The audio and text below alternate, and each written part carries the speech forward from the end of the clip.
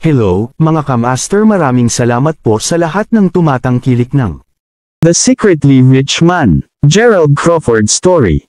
Paki-follow and subscribe mga master para sa mga susunod pang mga kabanata. Isa pala akong rich kid. By 2 years is body. Kabanata 1501. Si Xylon, ang nasa katanghaliang lalaki na nakatayo sa harap, ay agad na nag-uusisa nang makita niya kung gaano talaga ang batang Gerald. Pagkatapos ng lahat, sa kabila ng katotohanan, ang kanyang anak ay patuloy na tinutugunan sa kanya ng master. Sa buong panahon na ito, hindi maiisip ni Xylon ang binatang iyon bilang iba maliban sa ganap na ordinaryong. Maaari bang nagkamali ang kanyang anak na lalaki? Habang naramdaman ni Xylon na iniisip niya iyon, nakipagkamay pa rin siya kay Gerald sa halip na palakaibigan upang maipahayag ang kanyang pasasalamat. Gayunpaman, matapos ang pagkakaroon ng ilang mga palitan kay Gerald, Xylon, pagiging matanda, ay hindi mapigil ang masimulang maramdaman siya. Anuman, matapos siyang imbitahan para kumain at matapos ito dinala ni Xylon si Gerald at ang iba pa sa paglalakad sa paligid ng manor upang ipakita ang kanilang bagong Panginoon sa paligid. Sa panahon ng pagkain, binanggit ni Xylon ang isang malaki at malakas na bato na tinawag na Zectorite at maliwanag na masigasig siyang ipakita ito. Pagdating bago ang bato, tumawa si Xylon bago idineklara, ito ang Zectorite na pinag-uusapan ko, kapatid Gerald. Tulad ng sinabi ko, ito ang pinakamahirap na bato sa pagitan ng langit at lupa. Sa pag-iisip na iyon, sinisigurado kong dalhin ito kahit saan man ako lumipat. Narinig iyon si Yul na nakatayo sa tabi nila ay lalong nabaalisa. Pagkatapos ng lahat, ang kanyang ama at kahit ang ilan sa mga nakatatandang pamilya ay nagsisimulang tawagan siyang kapatid, sa halip na Panginoon, at alam ni Yul kung gaano sila labis na paggalang. Kahit na patuloy na binigyan ni Yul ang kanyang ama ng diberbal na mga pahiwatig upang matrato si Gerald ng may higit na respeto, nagpanggap si Xylon na hindi nakikita ang anumang mga babala ng kanyang anak. Sa halip, sinimulan niya lamang ang paglalahad sa kasaysayan ng bato kahit na hindi ito hiniling ni Gerald. Ayon sa mga alingaw-ngaw, ang malaking bato ay unang natagpuan na nakalatag sa tuktok ng Tierson Mountain. Sa oras na ito ay natagpuan, lumitaw na ang bato ay sumailalim sa kakanyahan ng buhay sa isang mahabang panahon, kahit na nananatili pa ring hindi alam kung umabot sa puntong iyon dahil sa espesyal na aura sa loob nito. Anuman, ang bato ay kilalang kilala sa pag-akit ng mga bolt ng kidlat. Sa kabila ng pagiging natural na kidlat, wala kahit isang gasgas ang lumitaw sa higanteng bato, hindi alintana kung gaano kahirap tumama ang kidlat. Dahil dito, ang bato ay aptly na pinangalan ng Zectorite. Sa kanyang paliwanag na kompleto na ngayon, si Xylon ay masiglang tumingin kay Gerald bago sinabi, "Ano, sa palagay mo, kapatid Gerald? Ang higanteng batong ito ko ay tunay na napakahalaga, hindi mo sasabihin." Nang marinig iyon, ang iba pang mga matandang lalaki na sumunod ay nagpalitan din ng mga ngiti, iniisip, ikaw ay isang wala pa sa gulang at walang karanasan na binata. Na parang may nalalaman ka tungkol sa dakilang kayamanang ito. Tudok-tudok kudlit. Si Gerald mismo ay bumalik ng isang mapangahas na ngiti habang tumango bago sabihin, napakahalaga ng pakiramdam. Alam kong sasang-ayon ka. Gayunpaman, bakit may pakiramdam ako na hindi mo talaga pinaniwalaan iyon? Alinmang paraan, naaalala ko ang aking anak na nagsasaad na mayroon kang labis na kamanghamanghang mga kakayahan. Bakit hindi mo ipakita sa amin ang ilan upang mapalawak ang aming mga pananaw? Casual na sagot ni Xylon. Sa totoo lang, Kuya Gerald. Bakit hindi mo subukang hatiin ang maalamat at hindi necessary na Zectorite sa isang panimula? Biro ng isa pang matandang lalaki na may sarkastikong ngiti. Naturally, madaling makita ni Gerald ang panunuya kahit na hindi niya talaga sila masisisi. Pagkatapos ng lahat, nangako siya na isasama si Yul at ang kanyang pamilya sa ilalim ng kanyang pakpak, pagkatapos na mailigtas siya at ang kanyang nakababatang kapatid na babae, kapalit ng paggalang sa kanya ng kanyang pamilya sa darating na maraming henerasyon. Sa pag-iisip na iyon, hindi mahirap isipin kung bakit si Xylon at ang natitirang mga matanda ng pamilya ay hindi makakasundo sa katotohanan iyon. Sa katunayan, may kamalayan na si Gerald sa kanilang sama ng loob mula noong kumakain sila ng hapunan kanina. Kahit na nagpalitan sila ng mga simpleng paksa ng pag-uusap, wala sa isa sa kanila ang tungkol sa pagkuha niya sa kanila sa ilalim ng kanyang pakpak, at halata na ito ay isang sadyang desisyon. Nahihiling ang pag-iisip, pagkatapos ay casual na sumagot si Gerald. Tuldok-tuldok. Ang Zectorite ay tunay na isa sa mga pinakamahirap na bagay sa pagitan ng langit at lupa. Mula sa nakikita ko, hindi lamang ginagawa ang pag-iilaw dito, ngunit hindi magagawang masira ng mga kanyan ito rin. Pagkatapos ng lahat, ang bato ay sumisipsip ng kakanyahan ng buhay sa loob ng mahabang panahon na nagtataglay ngayon ng isang banal na espiritu. Sa nasabing iyon, ang Zectorite ay ganito lamang kalakas dahil ito ay ginawang isang banal na bato. Kahit na walang ideya si Xylon kung ano ang sinabi ni Gerald, simple lang siyang umisi bago sumagot ng bahagyang sarkastiko, kung gayon may anumang bagay na nagdadala ng isang banal na espiritu na isang banal na bagay. Kung iyon ang kaso, hindi ba maraming iba pang mga bagay na pantay kasing mahirap sirain? Parang hindi mo nakuha ang punto ko. Paano ko ito may lalagay? Kita nyo, habang ang mga normal na item ay maaaring mahirap sirain, maaari mo pa ring pahirapan ang mga ito ng sapat na lakas sa loob o sa lakas ng ordinaryong mga metal. Hindi rin masasabi ang pareho para sa bato dahil ito ay isang banal na item na nilagyan ng isang banal na espiritu sa pagitan ng langit at lupa. Sabi ni Gerald. Oh, ganoon ba? Gayunpaman, hindi ba nangangahulugan iyon na pinagtatawanan mo lang kaming mga matandang lalaki sa hindi sapat na lakas, kapatid Gerald? Sagot ng isa pang matandang lalaki na may mapait na ngiti sa labi. Tulad ng pagpapatawa ng kaparehong matanda kay Gerald bago ang iba, maliwanag na binibigyan nila ng babala si Gerald na sumunod sa linya, mas pipiliin mong pumili ng mabuti ng iyong mga salita, binata. Itigil ang pagiging impetuous. Nako, hindi iyon ang hinahangad ko. Malinaw mong naintindihan ako, sabi ni Gerald. Narinig iyon, lumaambot ng bahagya ang ekspresyon ni Xylon at ng iba. Tulad ng pagtataka nila kung paano makukumpleto ni Gerald ang kanyang paliwanag, idinagdag ni Gerald, ang ibig kong sabihin ay hindi mo rin karapat-dapat na magpahamak sa bato. Hindi pinapansin ang iyong lakas, wala lamang sa iyo dito na nasa yugto kung saan maaari mo ring simulan ang pagharap sa pinsala dito. Panipi. Kabanata 1502. Nang marinig ang casual na tugon ni Gerald, lahat ng mga mata ng mga Quantok na naroroon ay agad na lumaki sa matinding poot. Ikaw, ungol ni Xylon na ang ekspresyon ay naging sobrang pangit. Dahil nasabi mo na iyan, nangangahulugan ba na nahahati mo ang bato, Kuya Gerald? Kung ikaw ay pagkatapos ay mangyaring palawakin ang aming mga patutunguhan. Nagdagdag ng isa pang matandang lalaki habang siya at ang iba pa ay nagngisi ng ngipin. Siyempre, kaya ko, ano nga ba ang kakaiba sa paghati nito? Tanong ni Gerald habang nakatingin sa kanila bago umiling na may isang mapait na ngiti. Nakakatuwang katotohanan, ang Zectorite ay immune sa kidlat dahil nagtataglay ito ng mga katulad na katangian dito. Para sa karagdagang paglilinaw, mayroong umiiral na mga bagay na espiritual na likas na ginawa sa pagitan ng langit at lupa. Sa nasabing iyon, ang item ay makakakuha ng napakalawak na paglaban-laban sa elemento na tinutulungan nito. Kahit na, ang mga magic arts ay maaaring magamit upang hatiin ang Zectorite dahil mas malakas sila kaysa sa regular na kidlat. Paliwanag ni Gerald. Mga kabataang ignorante, gaano kakatapangan na magyabang na walang kahihiyan tungkol sa kalokohan tulad ng magic arts. Gantimpala ng isa sa mga nakatatanda na simpleng hindi na kinaya ang kayabangan ni Gerald. Si Xylon mismo ay hindi nag-abala sa pagtigil sa matanda. Kung sa bagay, ang sinabi lang ng matanda ay eksaktong nais din niyang ipahayag. Kalokohan, sasabihin mo. Kaya payagan akong ipakita ang kalokohan na iyon. Sagot ni Gerald na may isang banayad ng ngiti habang kinurot ang kanyang mga daliri na parang may hawak siyang talam ng espada. Matapos ang pagbulang-bulungan ng isang bahagya na naririnig na chant ng salamangka, nagsimula ang ilaw na kumikinang mula sa kung saan kinurot ang kanyang mga daliri. Bago ang tila isang electric orb na nabuo sa pagitan ng kanyang mga daliri. Nakatitig ang mata sa cackling Cerulean orb na tila pumutok sa lakas ng kuryente, natagpuan ng bawat isa ang kanilang hakbang habang hinihimas ni Gerald ang orb ng kidlat paitaas. Ang pangalawang ginawa niya iyon, ang ligaw na hangin at pag-iilaw ay biglang lumitaw mula saan man habang ang mga kulog na kulog ay umalangaw-ngaw din sa buong lugar. Sa kung gaano kalakas ang mga talam ng hangin, lahat ng naroroon ay nararamdaman na para silang nasa panganib na hiwain kung hindi sila nag-iingat. Anong? Nauutal na mga nakakapagsalita pa sa mga boses na kinakabahan habang patuloy na nakatitig kay Gerald sa sobrang takot at hindi makapaniwala. Bago pa sila makarecover mula sa kanilang pagkabigla, biglang sumabog ang isang malakas na tunog mula sa kalangitan, na naging sanhi ng pagtayo ng buhok ng lahat habang ang isang napakalaking bolt ng asul na kidlat ay tumama sa Zectorite. Habang ang tanawin ay walang kakulangan sa nakasisilaw, nag-embed din ito ng isang napakalaking takot sa lahat ng mga nakasaksi nito. Segundo pagkatapos ng isa pang paputok na tunog ay narinig, maraming pangaangagad na bumagsak ng napagtanto ng Quantox na ang bato ay nadorog mula sa solong welga. Tulad ng pag-ayos ng mga labi at pagkamatay ng ligaw na hangin, ang mga gabi ay bumalik kaagad sa paunang kapayapaan at katahimikan. Ito ay halos walang naganap.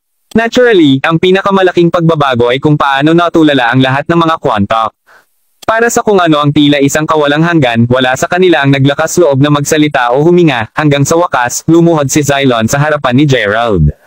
Ang kanyang pagkilos ay nagudyok sa natitirang mga Quantok na gawin ang katulad ng pagsigaw ni Xylon, ikaw.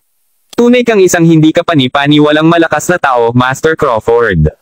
Kabanata 1503. Habang ang mga Quantock ay nakaluhod sa harap ni Gerald, isang binata na nakikilahok sa pagdiriwang, ay makikita na nakatayo sa harap ng isang nasa edad na sa loob ng pag-aaral ng Laidler Manor. Kaya sabihin mo sa akin, Stetson, kumusta ang iyong kasalukuyang relasyon sa binibini ng pamilyang Wadis? Tanong ng lalaking nasa edad na.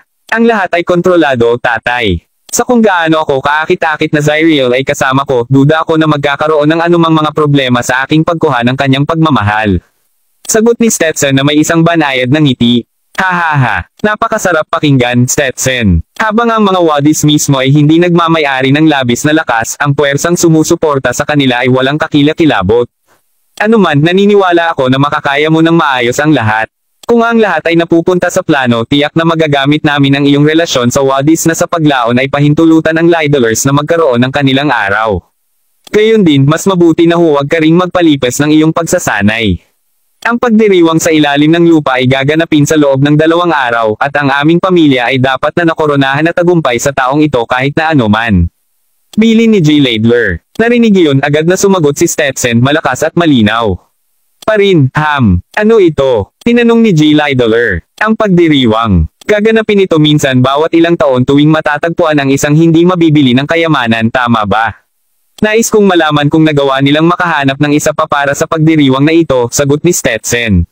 Bueno, iniimbestigahan ko ito mismo at nalaman kong ang kayamanan ay labis na mahalaga sa mga pambihirang tao na nagsasanay na makamit ang espiritual na kaliwanagan.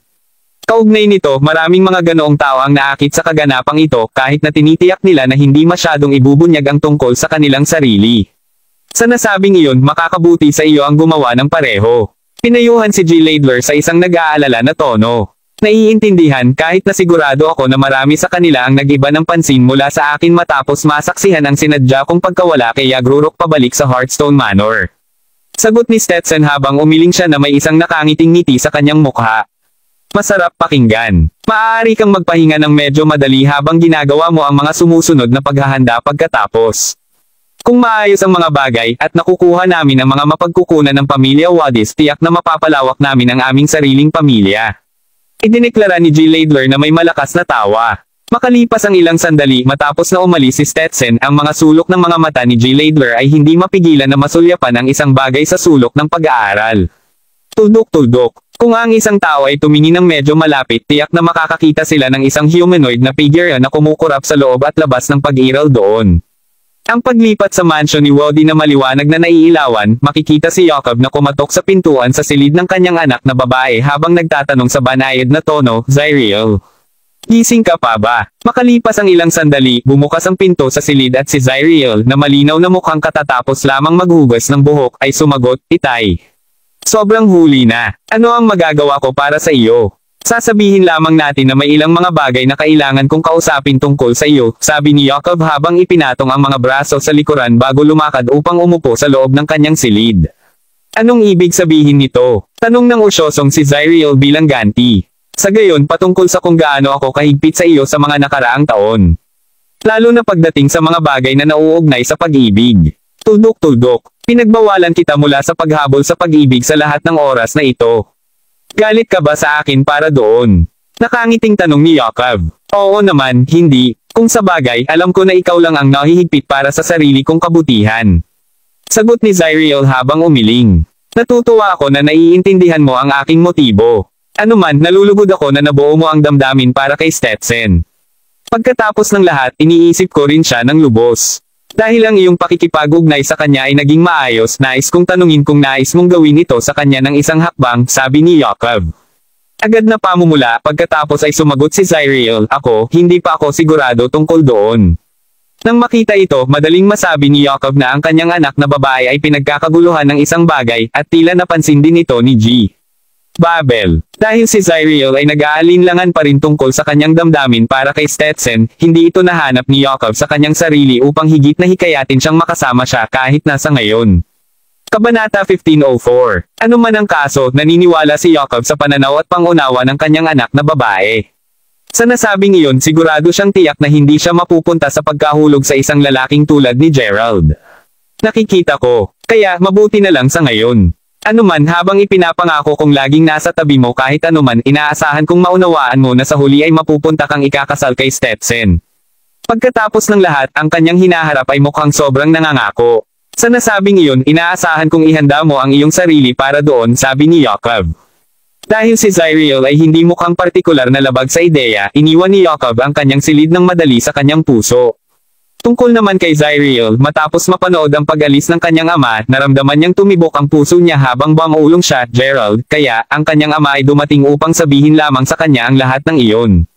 Tuldok-tuldok. Bilang isang pakiramdam ng pagkawala ay napuno siya habang binubulol ang kanyang pangalan, halos nakikita niya ang kanyang figure sa kanyang isip. Mabilis na hanggang sa 2 araw mamaya, ang Underground Festival ay inilunsad tulad ng naka-schedule.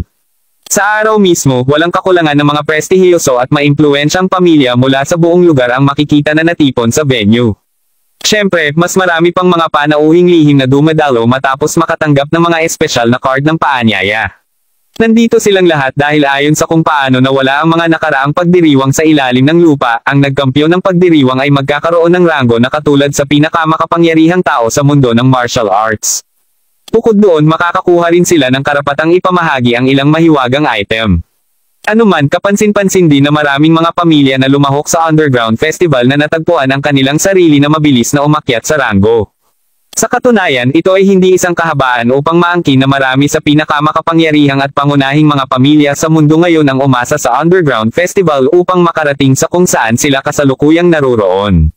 Sa pag-iisip na iyon, ang anumang mga pamilya na naghahanap upang mapabuti ang kanilang sarili ay tiyak na pahalagahan ang pagdiriwang. Siyempre, mayroon ding bilang ng mga pamilya na maloko na naakit ng mga lihim ng dumadalo na mga puwersa sa ilalim ng lupa. Ang mga nasabing pamilya ay napunta sa panloloko o sa pilitang upang makakuha ng pera sa pamamagitan ng pagnanakaw kung wala silang sapat sa kamay. Alinmang paraan habang ang karamihan sa mga ordinaryong tao ay dumalo lamang sa pagdiriwang upang masiyahan sa pagmamadali, ang lahat ng mga Tagaloob ay alam na ang tunay na layunin ng pagdiriwang na magkaroon ng mga taong tulad ng Diyos na magalit laban sa bawat isa. Sa kabila ng kung gaano kalaki ang mga laban, walang sino man ang naglakas loob na mag-record ng isang bagay, na ang dahilan kung bakit wala pang nauugnay na impormasyon na may palabas. Pagkatapos ng lahat kung hindi sinasadyang maglabas ang impormasyon, ang pamilya na kumuha ng pag-record ay tiyak na mapapatay. Tuldok-tuldok. Ang paglipat sa aktual na lugar habang ang pagdiriwang ay gaganapin pa rin sa loob ng Hearthstone Manor, ngayon ay pinaghiwalay ito sa 2 pangunahing mga lugar na sa itaas ng lupa at sa ilalim ng lupa. Sa paghahambing sa dalawa, ang lugar sa itaas ng lupa ay katulad ng laki ng isang kindergarten kapag inilagay magkatabi sa underground na laki ng unibersidad. Habang ang nauna ay isang lugar kung saan maaaring aliwin ng mga regular na boss ang kanilang sarili, ang huli ay isang lugar kung saan ang mga tao ay nag-aaway laban sa bawat isa sa tunay na laban. Anuman si Gerald mismo ay kakarating lamang kasama ang mga ehekutibo ng pamilya Quantock, kasama si Julian at ilang ibang mga tao mula sa pamilyang Sherwin. Papasok na sana sila, gayunpaman, isang nakangiting babae na nakikipag-chat sa kanyang mga kaibigan habang naglalakad papunta sa pangunahing pintuan, ay biglang natahimik bago tumawag, Gerald. Anong ginagawa mo dito? Narinig iyon, lumingon si Gerald upang makita kung sino ang may-ari ng pambabae na boses, at agad na nabigla nang mapagtanto niya kung sino siya. Oh, fancy meet you here. Sagot ni Gerald na may ngiti na medyo walang magawa habang nakatingin sa babae. Bakit hindi ako nandito? Gayunpaman hindi pa ito gaanong matagal mula nang huli kaming magkita. Bakit mo ako tinatrato na para bang hindi ako kilalang tao? Anuman hindi ka ba nakakuha ng tiket sa pagpasok? Paano mo napamahala ang pagpasok sa lugar na ito noon? Alinmang paraan, ngayon na nabunggo namin ang isa't isa, nais kong hilingin sa iyo na bigyan ako ng pabor. Sabi ng babaeng may chuckle. Ang babaeng pinag-uusapan ay walang iba kundi si Xavier. Tulad ng para sa ibang mga batang babae sa kanyang pangkat, natural na kaibigan din sila ni Zyriel. Si Zyriel mismo ay wala, kahit na ito ay lubos na naiintindihan. Pagkatapos ng lahat siya ay isa sa mga pangunahing tauhan ng pagpapaandar, kaya't walang paraan na manatili siya sa tabi ng kanyang mga kaibigan tulad ng dati niyang ginagawa. Ano man ang kaso, hindi maikikaila ni Xavier na interesado siya sa lahat ng mga taong kasabay ni Gerald dito ngayon. Gayunpaman hindi siya masyadong natakot mula nang hindi niya namalayang iniisip ang tunay na pagkatao ni Gerald. Sa pamamagitan nito, hinawakan niya ang braso, pinapakita na nais niyang akayin siya sa isang lugar kahit na ano ang sabihin niya. Nang makita iyon, mukhang gusto ni Yul na sabihin bago binulong, Master, habang ang Quantox ay hindi na kontrolado o pamahalaan ng Jenny City, sila ay isang pamilya pa rin na nagmamayari ng pambihirang lakas. Kung ang isang tao ay walang paggalang sa kanilang Panginoon, tiyak na kailangan nilang turuan ang taong iyon ng isang aralin. Naiintindihan kung ano ang nakukuha ni Yul, simpleng hudyat ni Gerald para sa kanya at sa iba pa na tumayo para sa ngayon. Pagkatapos ng lahat, habang siya ay medyo may kakayahang umangkop, wala talaga siyang ginawang masama sa kanya. Sa pag-iisip na iyon, nagsiwalat si Gerald ng isang mapait na ngiti ng pagbitiw sa pwesto habang sinabi niya, lahat kayo ay pupunta sa. Makikita ko muna kung ano ang kailangan niya ng tulong bago muling magtipon sa iyo. Kabanata 1505. Kasabay nito, sinundan ni Gerald si Xavier habang pinamunuan siya sa isang lugar. Natagpuan niya ang kanyang sarili na bahagyang nagulat nang napagtanto niya na nais lang niya na tulungan siya sa pagdala ng loro. Kahit na ang loro ay malinaw na alam kung paano gayahin ang pagsasalita ng tao, hindi ito sinabi kahit isang salita sa pagdating doon para sa isang kakaibang dahilan. Rekailing na si Yagrurok ay takot kay Gerald din noon na hinuha ni Xavier na ang ibon ay dapat na sobrang kinilabutan upang magsalita sa loob ng presensya ni Gerald. Ito ay eksaktong dahil doon na humihingi siya ng tulong sa kanya upang dalhin ito. Hindi nais na mapahamak pa ni Xavier, umiling lang si Gerald sa komento bago pumayag na tumulong sa isang tango. Gayunpaman, upang isipin na talagang nakilala mo ang mga Quantox. Anuman, kailangan mo talagang pasalamatan ako sa oras na ito, Gerald. Para sa konteksto, ang pagdadala ng loro na ito ay hindi lamang ang dahilan kung bakit kita tinawagan, sabi ni Xavier sa isang mabagal na tono matapos silang dalawa ay bumaba sa lugar ng ilalim ng lupa. Oh, anong ibig mong sabihin? Tanong ni Gerald na may nakangiting usyoso. Maaaring hindi mo alam ang tungkol dito, ngunit ang Quantox at ang Wadis ay nagtataglay ng sama ng loob sa bawat isa sa loob ng ilang sandali ngayon. Tuldok-tuldok. Ang sinusubukan kong sabihin ay tiyak na mapapansin ng Wadis na kasama mo ang mga Quantox. Sa madaling salita, ikaw ay nagkondena sa iyong sarili sa kamatayan. Sagot ni Xavier sa isang medyo mapait na tono. Oh, kaya ito ang nais mong sabihin sa akin. Hahaha, utang talaga sa iyo ang aking pasasalamat sa binalaan mo ako. Nakangiting sabi ni Gerald. Bakit ka nag-aalala sa tauna na ito, Xavier? Maaari kang mahulog sa kanya. Pang-aasar ng isa sa kanyang mga kaibigan habang ang natitirang mga batang babae sa grupo ay nakangisi habang tinatakpan ang kanilang bibig. Anong biglang kalokohan? Walang paraan sa impyerno na mahuhulog ako sa kanya. Sagot ni Xavier sa nadaig na tono. Kahit na sinabi niya iyon, si Xavier ay matapat na may magandang impression kay Gerald. Pagkatapos ng lahat, siya ay isang mabait at napakabait na tao.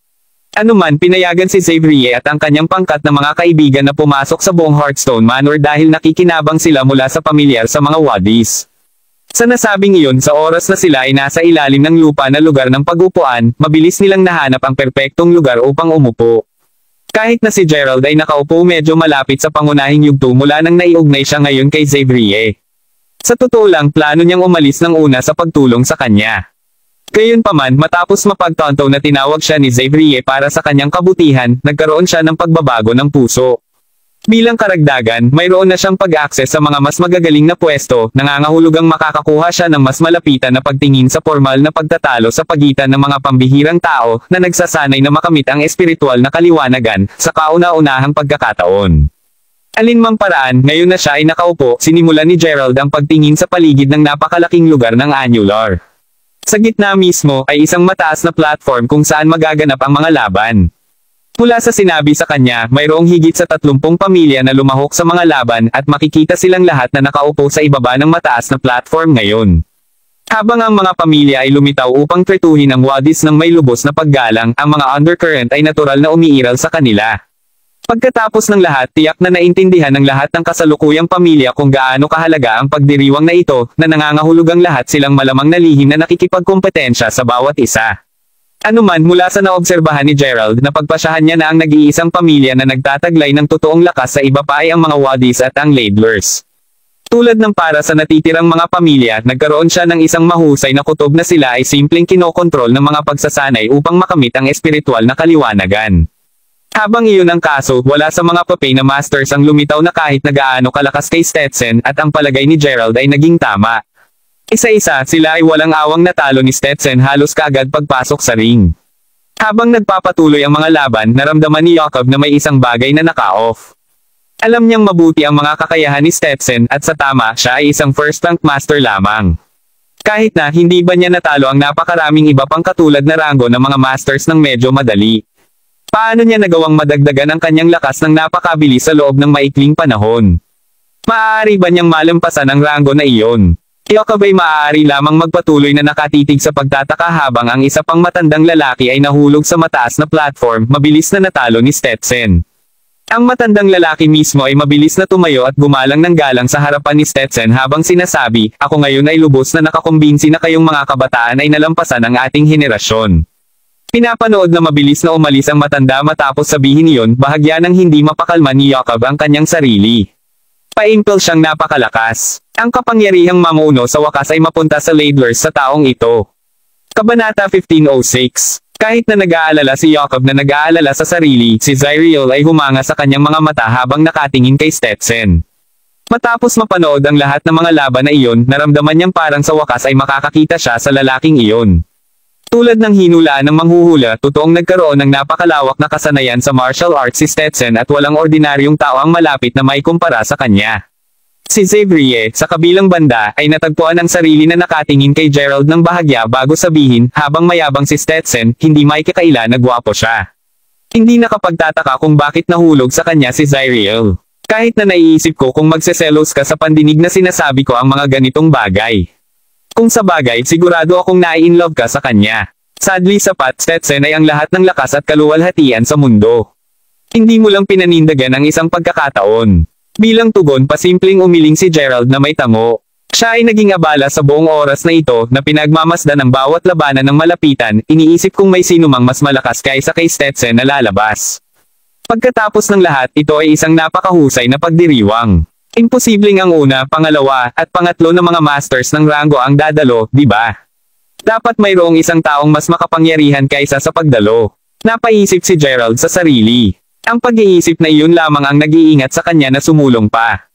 Habang nakangiti si Yakov sa pagbibitiw sa tungkulin, si Yul naman ay balisa sa paggalaw sa likod ng kanyang ulo habang nakatingin mula sa isang tabi hanggang sa umungol siya, saan kaya napunta ang master.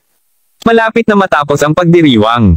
Ang nakikita ang nakaarmadong Stetson na nakapikit na nakatayo sa ibabaw ng platform ay nagsilbi lamang upang lalong magalit si Yul, at hindi lamang siya ang naramdaman na binastos din. Ang motherfucking guy na talaga ang alam kung paano maglagay ng palabas. Ang nakakumbabang bastard. Habang ito ang ibinahaging saloobin ng marami, wala talagang naglakas loob na turuan siya ng isang aralin. Hindi sa sapat na may kakayahan sila sa una. Napansin kung gaano kabado si Yul, si Yakov na nakaupo malapit sa Quantox ay lumingon upang tingnan ang mga miyembro ng pamilyang iyon bago nila bagyin. Oh. Hindi ba ang pamilya Quantox ay nagpapadala ng sinuman sa labanan? O mayroon kang walang sapat na may kakayahang? Pinagtataka mo lang ako kung ngayon mo lang nasaksihan ang lahat ng kasiyahan. Ikaw, isa ka lang palayok na tumatawag sa itim na tekor, Yakov. Wala akong nakitang tao mula sa pamilyang Wadis na may kakayahang makitungo kay Stetson. Ano man, markahan ang aking mga salita na malapit na nating ayusin ang ilan sa mga sama ng loob sa pagitan namin. Putol ni Xylon. Tumitawang malakas, simpleng sumagot si Yakov, nakikita ko. Interesado akong makita kung paano mo aayusin ang mga sama ng loob sa iyo ng mga Quantox. Hahaha. Kasunod nito, lumingon si Yakov upang tumingin kay Stetson na nakatayo ng nag-iisa sa platform dahil wala ng taong may lakas ng loob na hominin siya, bago sumigaw, sa pagkatalo ng kinatawan ng pamilyang Wadis, nagtataka ako kung mayroon pa sa atin hominin si Stetson. Kung walang anumang pagtutol, ibibigay ko ang kapangyarihan na mamuno sa pagdiriwang na ito sa mabuting binata na ito. Matapos ang isang panandali ang katahimikan, biglang narinig ang isang pagngalngal ng tawa na nakakapinsala sa tainga sa buong venue. Habang ang mga bagay sa loob ng venue ay nagsimulang mag-crack o mabasag mula sa napakalawak na ingay, maraming mga tao ang nagsisimulang sumigaw at kahit na mahina. Ang pagtakip ng tainga ay tila hindi rin nakatulong sa sitwasyon. Napansin na si Xavier at ang iba pang mga batang babae ay umiiyak din sa sakit, simpleng tinataka ni Gerald ang kanilang mga daluyan ng dugo upang bumalik sa normal ang kanilang pandinig. Parin kung mas matagal siyang nakikinig sa tawa, mas pamilyar ang pakiramdam. Tuldok-tuldok. Si Carlos ba talaga iyon? Hindi ka ba masyadong mapagbigay, Yakov? Pagbibigay sa ibang tao ng kapangyarihang mamuno. Upitan lang ang kilos. Tugo akong sigurado na labis kang nag-aatubili na gawin ang palitan na iyon. Hindi ba ako tama, ikaw ay bastard? Pang-iinis ng sarcastic na boses bago magpatuloy sa pagtawa ng halos baliw. Narinig iyon, ang mukha ni Jacob ay agad na namula sa hiya habang sinasagot niya, "Sino ka ba? Ipakita ang iyong sarili." Ang pangalawa ay sinabi niya iyon, agad siyang sinalubong ng mahigpit na sampal sa pisngi. Ni hindi niya nakita ang pagdating nito at natapos siya sa pagbagsak sa lupa, ang sampal niyang pisngi na ngayon ay sobrang namamaga. "Oh, wala ka pang ideya kung sino ako." Ilang sandali matapos ang pahayag na iyon, lahat sa venue ay nakasaksi bilang isang matandang lalaki ay nagsimulang mahulog mula sa kisame at landing sa tuktok ng mataas na platform. Kabanata 1507. Panipi tuldok. Sino ang taong iyon? Sigaw ng maraming tao sa pagkalito dahil marami pang iba ang patuloy na sumisigaw. Si Stetson mismo ay hindi mapigil ang mapalaki ang kanyang mga mata habang iniskan ang matandang lalaki mula ulo hanggang paa bago idineklara, "Buhay ka, Carlos." Tandang padamdam. Nang marinig iyon, agad na itinakip ni Jacob ang kanyang namamagang pisngi nang makatayo siya at tinitigan ang matandang lalaki bago umungol. Carlos, ang Diyos ng kamatayan. Kahit na si Finnegan Laidler, ang Panginoon ng pamilyang Laidler, ay agad na tumayo nang mapagtanto niya kung sino ang matandang lalaki. Ganap na ikinagulat, kinakabahan na tumingin si Finnegan sa kanyang anak bago sumigaw, "Stetson." Ito ay masyadong mapanganib doon. Umatras. Si Zyriel ay nakatingin din kay Stetson sa halip na balisa, nag-aalala tungkol sa kanyang kaligtasan. "Hindi na kailangang mag-alala tungkol sa akin, Ama. Dahil ipinakita niya ang kanyang sarili, ibababa ko ngayon ang nakakatakot na kontrabida ngayon." Sumagot Stetson bilang isang banayad ng ngiti ay nagsimulang pagbuo sa kanyang mukha. Hindi niya maiwasang makaramdam ng bahagyang tuwa ngayon na nakaharap siya sa isang tunay na malakas na kaaway. Nakakagulat. Tunay na kamanghamanghang. Hahaha. Ang sasabihin sa katotohanan, inaasahan ko na magiging isang tulala ka, ngunit hindi ko akalain na magiging wala kang utak. Hindi ito magiging karapat-dapat na sabihin na ikaw ang pinakabobo na taong nakilala ko sa buong daang taon na aking nabuhay. Anunsyo ni Carlos habang nagpatuloy sa tawa ng malakas habang nakatingin ng diretso sa mga mata ni Stetson. Ilang araw lamang ang nakakalipas, si Carlos ay nasugatan ng malubha ni Gerald, kapwa pagpapahalaga at matalino sa lakas.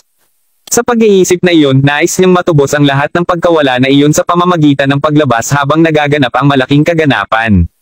Anuman naging abala siya sa pagsubok na hanapin si Gerald sa lahat ng ito, iniisip na kabilang siya sa isa sa mas malalaking dumedalo na pamilya. Naturally, hindi niya kahit na makita ang isang sulyap kay Gerald sa buong panahong iyon at matapat na gininhawa si Carlos kaysa sa anupaman. Para sa pagsasabi ng tama sa aking mukha, ako, si Stetson Laidler, ay magpapakain sa iyo ng buhay, matandang tao. Sagot ni Stetson, kumikibot ang mga sulok ng kanyang labi habang nabunggo ang magkabilang kamao. Tuldok. Ang pangalawa ay ginawa niya iyon, isang puwersa na umihip pataas ay nagsimulang bumuo sa paligid ng Stetson, na sanhi ng kanyang mahabang buhok na tila sumayaw tungkol sa kaaya-aya habang inaayos niya ang kanyang pag-atake. Sa kabila ng kanyang kamanghamanghang hitsura, nag-aalala pa rin si Zyriel at mabilis siyang sumigaw, "Mag-ingat ka, Stetson." Sabihin sa katotohanan, medyo hindi nagustuhan ni Zyriel ang ugali ni Stetson, hanggang sa punto na natagpuan niya ang sarili na nagtataka kung matalino na mahulog sa kanya. Kahit na, sino siya upang tanggihan ang kanyang kasintahan na parang langit na tila nagpasya para sa kanya. Narinig iyon, tumango lang si Stetson bago humakbang at inilunsad ang sarili kay Carlos na para bang siya ay isang uri ng spring ng tao. "Patikman ang aking kidlat na kamao." Angal ni Carlos habang biglang nagsimulang pumapalibot sa kamao ang mga agos ng kuryente. Ang agarang tugon ni Carlos gayunpaman ay upang bumuo ng isang smug ngiti sa kanyang mukha bago retort ng isang tawa, "Halika sa akin, ikaw bufon." Sa sandaling natapos ang pangungusap ng matanda, iniabot niya ang kanyang malaking kamay, kaagad na tumatawag ng isang kadiliman na direktang bumaril kay Stetson. Isang paputok na tunog ang narinig habang ang parehong ilaw at kadiliman ay nakabangga sa bawat isa.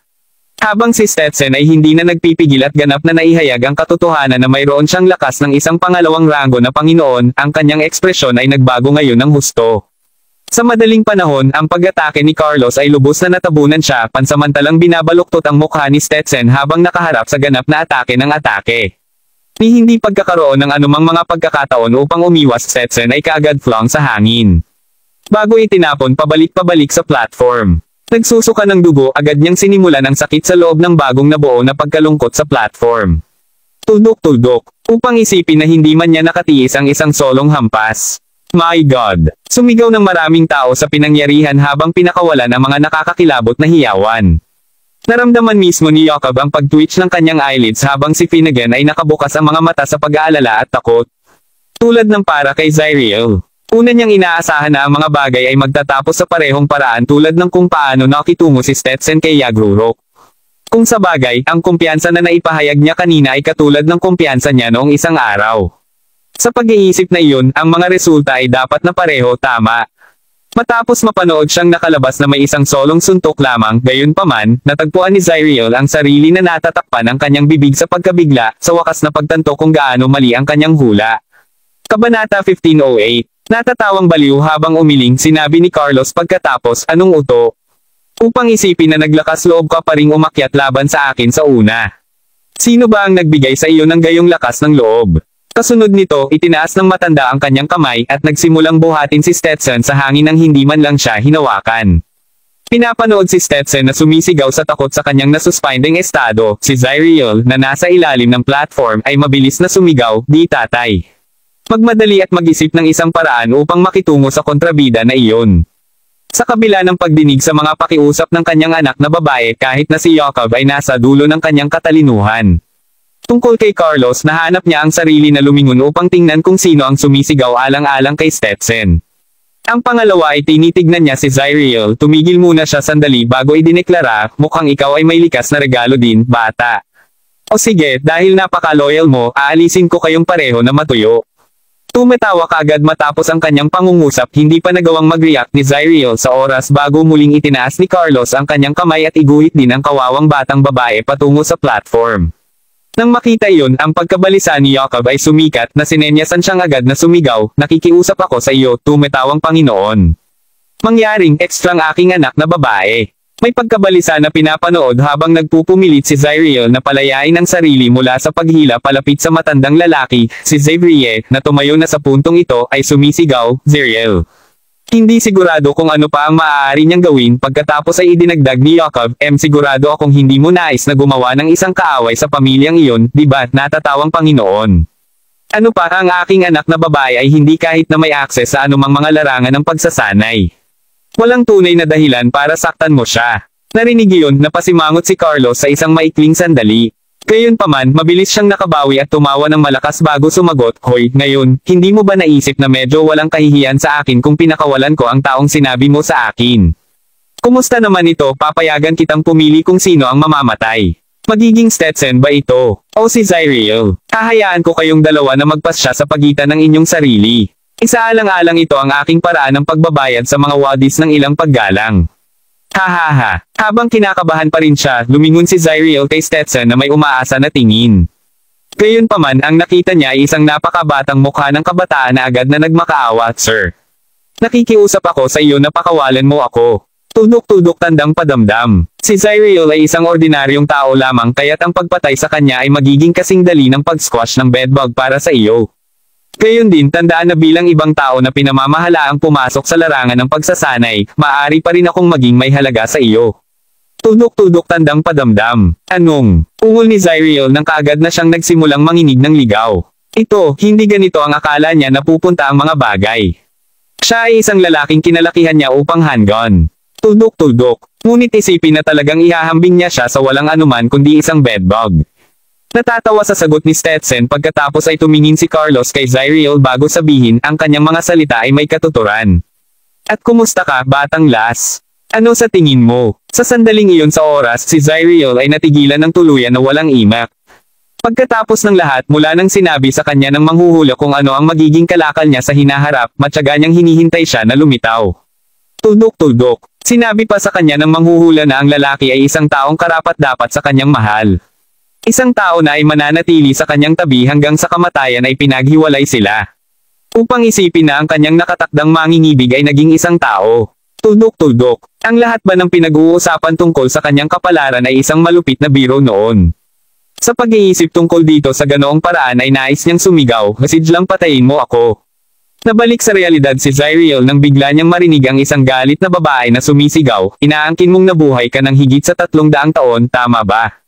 Pakiramdam ko ito ay isang malaking taba ng kasinungalingan dahil ang 1,000 taong gulang na bastard lamang ang may kakayahang gawin mo. Upang isipin na hindi mo kahit pinakawalan ang isang inosenteng babae. Sa akin, wala kang anuman kundi isang halimaw. Ang babaeng sumigaw ay walang iba kundi si Perla at ang kanyang galit ay sumipa sa sobrang pagbagsak nang makita niya kung paano tinatrato ni Carlos si Zyriel. Dahil sa lahat ng galit na iyon, sinigawan niya ang kanyang totoong mga saloobin nang hindi isinasaalang-alang ang mga epekto. Nang marinig iyon ni Carlos, lumingon siya kay Perla bago sumagot, "Oh. Kailangan kong sabihin, tunay na ito ay isang kagiliw-giliw na araw ngayon. Pagkatapos ng lahat, nagawa kong sunod-sunod na makabangga ng 3 tao na hindi mukhang pinahahalagahan ang mga pabor. Anuman, alamin na mayroon akong ugali ng pagbibigay sa mga tao, anuman ang kasarian, partikular na ang kakilakilabot na pagkamatay kung pinili nila akong igalang. Sa nasabing iyon, talagang ikaw ay isang kapas-palad na batang babae." Matapos iling ang kanyang ulo ng isang mapait na ngiti, si Carlos na naglalabas ng isang porma sayon sa buong oras na ito upang ikulong si Zyriel at Stetson, itinaas ang kanyang kamay kay Perla, handa na ring hilahin siya.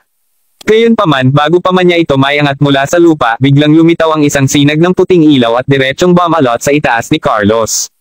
Ang ilaw mismo ay labis na maliwanag at tila nag-iilaw ang bawat pulgada ng lugar sa ilalim ng lupa. Kahit na napansin ni Carlos ito sa oras lamang na bahagyang maiwasan ang atake. Habang tumetalon upang maiwasan ang ilaw, nakita ng matandang lalaki na nakakataas ang kilay habang tinanong sino ang naglalakas loob. Kabanata 1509. Ang pangalawa ay tumama ang ilaw sa platform, sumabog ang isang tunog habang nagsimula ang malalaking bitek sa ibabaw ng platform. Habang ang lahat ay nakatingin sa malapad na mata sa platform na halos nahati ng malinis sa kalahati, maririnig ang natatanging tunog ng isang talam na nakashield. Tuldok-tuldok. Kasunod nito, isang lalaking nasa edad na may suot na mala ninja na damit ang lumabas mula sa ulap ng mga labi. Pinapanood habang nakatitig sa kanya ang nasa edad na lalaki, nakita ni Carlos ang kanyang sarili na chuckling bago sinabi, "Kaya ikaw, Ghost." Mula sa pahayag na iyon, napatunayan na pamilyar siya sa taong ito, anuman, nakita siya ng pangalawang Stetson, mukhang sa wakas ay natamo niya ang isang kislap ng pag-asa habang sumisigaw, "Master Ghost. Sagipin mo ako." Ang naunang pag-atake ng ninja ay napalaya ang parehong Stetson at Zyriel mula sa pagkakahawak ni Carlos, at mabilis na ginamit ni Stetson ang pagkakataong ito upang tumakbo papunta kay Ghost, napangisi ang kanyang mga ngipin habang nakatingin siya kay Carlos nang nakatayo siya sa likuran ng nasa katanghaliang lalaki. Ang kanyang mga talukap na mata ngayon ay kumikislot ng bahagya, inilagay ni Carlos ang kanyang mga kamay sa baywang, tawa ng tawa bago sinabi, "Nakatutuwa. Napaka-interesante. Hindi ko maisip na ang Ghost, ang kasumpa-sumpang mga piling tao ninja ng Golden Slinger, ay talagang maghanap ng kanlungan mula sa isang maliit na pamilya bilang mga ladler. Iwasto mo ako kung mali ang hulaan ko. Tama ka, bagaman bilang kapalit, mayroon akong sariling katanungan para sa iyo. Ikaw din, ay isang tanyag na tao na nagsasanay upang makamit ang espiritual na kaliwanagan, hindi ba? Bakit mo pahihirapan ang mga bagay para sa mga junior na ito? Kung totoong gusto mo ng karapat-dapat na kalaban, maaari mo lang ako hinanap. Alinmang paraan, hanggat narito ako, alam na hindi mo magagawang aipatong ang isang daliri kay Young Master Ladler." Sagot ni Ghost, ang pagbigkas niya ng bahagyang off bawat minsan sa isang sandali. Alinmang paraan, maliwanag na kapwa sila ang pinakamahusay sa mga pinakamagaling, at ang kanilang pag-uusap lamang ay sapat na upang lumikha ng isang kakaiba at mapilit na kapaligiran na sumaikop sa buong lugar sa ilalim ng lupa. Tuldok-tuldok. Inaasahan ang isang malaking labanan upang magsimula sa pagitan ng dalawa sa anumang segundo, walang naglakas loob na magsalita o kahit huminga ng masyadong malakas.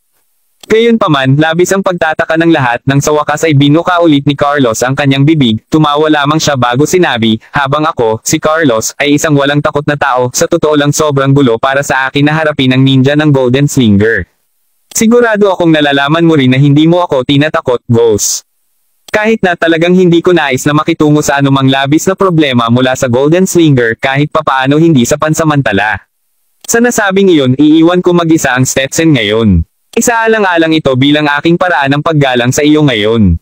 Matapos sabihin iyon, simpleng winigiway ni Carlos ang kanyang mga kamay ng bahagya, isang malinaw na pahiwatig na hindi siya magpapatuloy na bigyan si Stetson ng anumang problema sa ngayon. Habang si Finnegan na nakatayo pa rin sa ibaba ng entablado ay nagbigay ng mahabang paghinga, tinanong ni Carlos, sa pagsasalita nito, "Tutulungan mo ang mga ladler na makakuha ng kapangyarihan na mamuno sa oras na ito?" "Ako, at kung nagpaplano kang makuha ito para sa iyong sarili, hindi ako tutol sa pagkakaroon ng isang away sa iyo." Sagot ni Ghost habang delikadong humawak sa hilt ng kanyang katana. "Kalimutan mo na lang. Kamakailan ay nagdusa ako ng isang bilang ng mga malubhang pinsala at tunay na wala akong lakas upang magkaroon ng isang malaking labanan sa iyo ngayon. Gayunpaman pinapaalala ko sa iyo na sa aking rurok na lakas, ang mas malakas na tao ay maaaring maging alinman sa atin, Ghost. Isinasantabi iyon habang okay lang ako sa pagpapaulam kay Stetson dahil kasama kanya, sigurado akong hindi na kailangan mo upang makagambala pagdating sa dalawang batang babae. Sa paglalagay nito ng simple, kung hindi mo ako inaaway laban sa kanila, pinaplano kong matuyo ang kanilang esensya ng buhay upang pagalingin ang sarili ko. Sabi ni Carlos sabay turo kina Zyriel at Perla. Bilang tugon simpleng sagot ni Ghost sa isang malamig na tono, inaalagaan ko lang ang kaligtasan ng young Master Ladler. Narinig iyon agad na bumangon si Jacob at yumuko sa harapan ni Ghost na nagsusumamo, Master Ghost. Nakikiusap ako sa iyo na iligtas mo rin ang aking anak na babae. Kahit na sina Zyriel at Perla ay natagpuan ang kanilang sarili na lalong lumakas nang mapagtanto nila na hindi alam ni Ghost kung sino si Jacob. Pagkuha ng walang tugon pagkatapos ay lumingon si Jacob upang tumingin kay Finnegan bago sabihin, mangyaring Finnegan. Mangyaring sabihin sa kanya na isave din ang aking anak na babae. Ako, ibibigay ko ang kapangyarihan upang mamuno para sa taong ito sa mga Ladler kung gagawin mo ito, at sisiguraduhin kung ganap kang suportahan ng mga wadis sa buong panahong iyon. Nang marinig iyon si Finnegan na huminahon lamang ng ilang segundo ang nakakalipas na tagpuan ang kanyang sarili na nag-aalangan na sinabi, iyon, habang iniisip ito ni Finnegan, si Xavier at ang natitirang mga kaibigan niya na hindi pa rin lumilipat mula sa kanilang paunang mga pwesto ay balisa na naghintay sa kanyang sagot. Gayunpaman sino ang maaaring asahan para sa isang mas kontrabida na tao tulad ni Carlos na lumabas sa asol? Sa kung gaano katapang ang matandang iyon malinaw na ang wadis at Ladlers ay nahihirapan na harapin siya. Anuman ang pag-iisip tungkol sa lahat ng ito ay nagpapaalala kay Xavier tungkol kay Stetson. Naaalala ko siya na nakapikit habang siya ay umakyat sa platform. Nagbigay ito ng ilusyon na siya ay isang uri ng pambihirang tao. Tuldok-tuldok. Kahit na kumbinsido ako ngayon na hindi siya ganon ka-Jose. Pagkatapos ng lahat sa tuwing makabangga niya ang isang kalaban na mas malakas kaysa sa kanyang sarili, napupunta siya sa isang nakakaawa na estado. Ganap na hindi nakaimik habang iniisip ito, biglang naalala ni Xavier na nasa tabi pa niya si Gerald. Hoy, kaibigan mo si Perla, tama. Hindi ka babalisa? Tanong ni Xavier sabay lingon nito sa kanya. Tuldok-tuldok. Nalaman lamang na nakapikit ang mga mata ni Gerald. Diyos ko, tulog ba talaga siya sa oras na ganito? Napaisip si Xavier sa kanyang sarili na ngayon ay galit na galit habang marahang sinimulan ang pagyugyug sa balikat ni Gerald. Ang pangalawang Gerald ay binuksan ang kanyang mga mata, subalit panandalian niyang nakita ang dalawang sinag ng ilaw na bumaril sa kanila. Nakakakilabot. Kabanata 15:10. Nang napailing, tuluyan na itong kumalas mula kay Gerald nang lumingon siya kay Xavier. Ang totoo, pumasok siya sa ganoong estado mula nang lumitaw ng kaunti ang 5 mga disk sa kanyang katawan. Sa pag-iisip na iyon, hindi mapigil ni Gerald ang kanyang sarili na sapat na kalmado upang ipagpatuloy ang panonood ng mga laban sa buong konsentrasyon. Habang medyo may kamalayan pa rin si Gerald sa mga pangyayaring nagaganap sa paligid niya, ang kanyang isipan ay higit na pinagkakaabalahan sa mga disk na nagpaliwanag ng kanyang kawalan ng aksyon. Ano ang pagtingin mo sa akin? Tumingin sa ibaba. Mamamatay na ang kaibigan mo. Sinabi ni Xavier, pakiramdam na walang imak. Hindi ko talaga siya kaibigan. Siya lang ang alagad ko. Sumagot si Gerald na may isang banayad ng ngiti na natagpuan siya sa labis na pagkabalisa na medyo nakakatawa. Disipulo, hanggang sa makatulog ka pa. Nagbulang-bulungan kay Xavier sa pagbibitiw sa piling ng mga kaibigan niya sa kanya na may mga kakaibang titig. Hindi naman, hindi. Anuman sa palagay ko ay hindi ko nabanggit, ngunit pinahahalagahan ko ang iyong kabaitan kanina, Xavier. Ngayon, papunta ako upang tulungan ang aking alagad. Sagot ni Gerald nang tumayo siya, sa wakas handa na siyang umalis sa gilid. Nang makita kung gaanong gulo ang kasalukuyang nasa Perla, alam ni Gerald na kailangan niyang mabilis na humakbang bago may nangyari sa kanya na hindi maganda.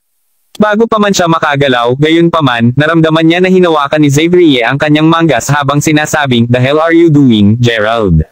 Hindi ka basta-basta makakagalaw. Papatayin ka nila." Sumagot si Chuckling, simpleng sagot ni Gerald sa isang walang malasakit na tono, "Mabuti ako, huwag mag-alala." Sa pamamagitan nito, dahan-dahan siyang nagsimulang magtungo patungo sa lugar na naka-platform. Tuldok-tuldok. Sa eksaktong sandali na iyon si Carlos natapos ng maghintay ay iguhit na sana sa kanya nina Perla at Zyriel nang bigla niyang marinig ang isang pamilyar na tinig na tumatawag, kinikilala niya ang tinig na iyon saan man at ang mga binti ni Carlos ay agad na nagsimulang nanginginig na galit na tila ba sila ay sinaktan ng kidlat. Dahan-dahan na lumingon upang tingnan kung ang nagmamay-ari ng tinig ay siya nga ba, nanlaki ang mga mata ni Carlos nang mapagtanto niya na ang kanyang pinakapangit na bangungot ay nangyari. Si Gerald ay dahan-daang naglalakad patungo sa platform. Teka, ikaw na naman. Gulat na bulala si Jacob nang makita niya si Gerald na dahan-daang naglalakad sa kanya. Siya ang walang katapusang nanakit sa aking anak na babae bago ito, gayunpaman, ang paraan ng pagtawag niya kay Carlos ng mas maaga, kilala ba niya ang matandang iyon o kung ano? Naisip ni Jacob sa kanyang sarili sa halip na may pag-aalinlangan. Gerald. Ungol na gulat na si Zyriel na napansin din ang presensya ni Gerald sa puntong ito. Si Xavier at ang kanyang mga kaibigan ay pantay-pantay habang pinapanood ang kalmadong si Gerald na isinuksok ang kanyang mga kamay sa kanyang mga bulsa sa wakas ay umakyat sa platform. Ngayon na si Gerald ay medyo malapit na para sa ginhawa, natagpuan ni Carlos ang sarili habang umatras ng ilang hakbang, ang mga mata ay nakajot sa direksyon ni Gerald habang umuungol. Ano ang ginagawa mo dito? Tudok-tudok tandang pananong panipi. Napansin ang biglang pagbabago ng ugali ni Carlos, pinaikit ni Ghost ng bahagya ang mga mata habang nakatitig kay Gerald bago nagtanong sa malamig na tono. Sino ang taong ito, Carlos? At bakit takot ka sa kanya? Huwag mong sabihin sa akin na siya ang nagdulot sa iyo ng lahat ng mga sugat na iyon. Nahihirapan siyang magsalita kahit hindi na uutal, mabilis na sumagot si Carlos. Tama na siya, nakita ko. Napaka-interes, nararamdaman ko na ito ang aking kauna-unahang pagkakataon na nakakilala ng isang pambihirang tao. Ano man kung siya ay talagang kasing lakas ng sinabi mo, Carlos, hindi ko alintana na tulungan kang pumatay sa kanya ngayon. Kahit na maaaring nagawa niyang saktan ka ng mga kaayla hilakbot na sugat sa iyo, naniniwala ako na kasama ng aming mga kapangyarihan, makakakuha kami ng kahit kalahati sa mga nakapasok sa larangan ng pagsasanay. Pangutya ni Ghost. Hindi. Tugon ni Carlos na halos agarang paggalaw habang mabilis na umiling. Ano? Bakit hindi? Huwag mong sabihin sa akin na takot ka ring makagawa ng isang paglipat. Sumagot Ghost, pakiramdam bahagyang nagulat. Ako. Natatakot. Ghost, ako si Carlos. Ang lalaking nagawang makapasok sa larangan ng pagsasanay na may halos anumang sagabal. Sa palagay mo alam ko kung ano ang takot? Sa ilalim ng normal na pangyayari kahit na makabangga ako ng mas malakas na mga kalaban, gagawa pa rin ako ng pagsusugal at ilabas ang mga ito sa kabila ng pag-unawa na napakadali kong maging natira sa huli. Gayunpaman, tandaan na sa tuwing gumawa ako ng isang bagay na walang ingat tulad ng pagsubok na alisan ng tubig ang mahahalagang tsin ng aking mga kalaban o nakikipaglaban sa mga pambihirang tao, lagi dahil alam kong ang pagkapanalo ay magpapahusay sa aking lakas o katanyagan.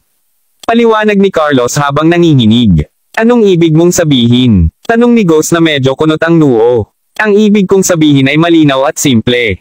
Alam kong mamamatay ako kung kaharap ko siya at ayokong mapahamak na walang katuturan. Sagot ng matandang lalaki habang ang kanyang mga binti ay nanginginig sa huling pagkakataon bago dumampi ang kanyang tuhod sa lupa na may malambot na thud. Mangyaring x-ray ng aking buhay, mahusay na master. Kabanata 15:11. Ang pangalawa ay nakita nilang lumuhod si Carlos, agad na nanlaki ang mga mata ng lahat. Ang impyerno. Hindi ba ito ang labis na makapangyarihan at kasamaan ng third-rank master Carlos Zines?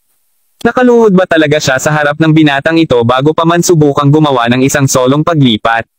Paano ito naging posible? Sino ang binatang ito? Habang ang mga tao sa karamihan ng tao ay nagpatuloy na talakayin ng bagay sa kanilang sarili, si Zyriel mismo ay simpleng nakatingin kay Gerald na mahinahon na ngayon na naglalakad palapit sa nakaluhod na matandang lalaki, ang mga kamay ay nasa mga bulsa pa rin.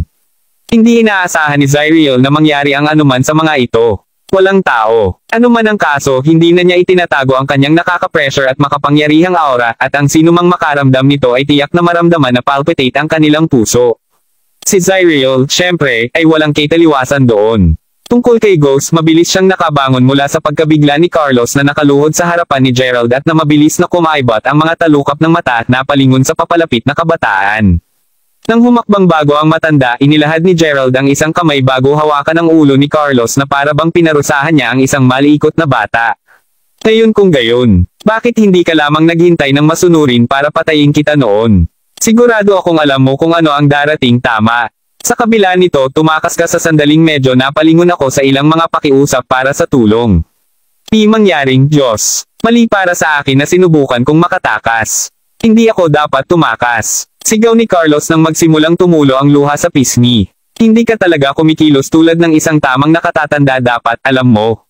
Alinmang paraan, imposible para sa isang tao na tunay na makatakas kung nais kung sila ay patay na. Hindi ka ba sasang-ayon? Natatawang sagot ni Gerald, syempre ikaw, Diyos. Sabi ni Carlos, nanginginig na ang buong katawan niya na hindi mapigilan. Narinig iyon pagkatapos ay humarap si Gerald sa madla bago ipahayag sa isang walang malasakit na tono, "Anuman, narito ako ngayon na kumakatawan sa mga kontak para sa karapatang makakuha ng kontrol. Kung may laban man doon, malaya kang hominin ako." Inabot siya ng isang segundo, ngunit pagkatapos ay napakamot siya sa likod ng kanyang ulo bago idinagdag, at halos nakalimutan kong banggitin ito. Hindi mo kailangang hominin ako isa-isa. Maaari mo akong hominin lahat ng sabay. Kung gugustuhin mo, iyon ay. Nanunood habang siya ay naglagay ng isang inosenteng ngiti, lahat sa ibaba ng entablado ay agarang natakot. Ano ang sinabi niya? Diyos ko, gaano kalupit. Sa kabila ng kanilang kasiyahan, walang nangahas na magbigay ng isang salita. Gayunpaman, ang Ghost ay hindi lamang tatanggapin ang ganoong panlalait. Naiintindihan na hindi man lang siya tinuring ni Gerald na kalaban. Nakita ni Ghost na umuungol, "Hindi mo ba naiisip na ikaw ay medyo mayabang, bata? Hindi mo ba nakikita na ako, Ghost mula sa Golden Slinger, narito? Tandang padamdam. Ibig kong sabihin, oo. Kanina ka pa nakatayo doon." "Ano ito?" sagot ni Gerald. "Bakayaro." Umungal ang galit na Ghost ngayon. Si Finnegan mismo ay nagalit sa komento ni Gerald na hinimok siyang sabihin, "Ikaw walang kahihiyan na bata. Hindi na kailangang pigilan, Master Ghost. Patayin mo lang ang mayabang na lalaking ito subalit nais mo." To think that Gerald would really dare to claim control. Talagang hinihiling niya ito. Narinig ang utos ni Finnegan, agad na iginuhit ni Ghost ang kanyang katana bago umungol, "Ipapakita ko sa iyo ang totoong kapangyarihan ng Golden Slinger kung ito ang huling bagay na ginagawa ko." Ang isang gleam ay halos patakbo sa tall inis na talam habang inihanda ni Ghost ang kanyang atake. Ito ay isang pag-atake na napakalakas na ito ay ang pinakamahusay na maalok ng Golden Slinger. At tinawag itong 13 stanzas ng water flow. Ang isang slash ay maaaring maghati ng tubig at ang dalawa ay maaaring maghiwalay sa isang kaluluwa.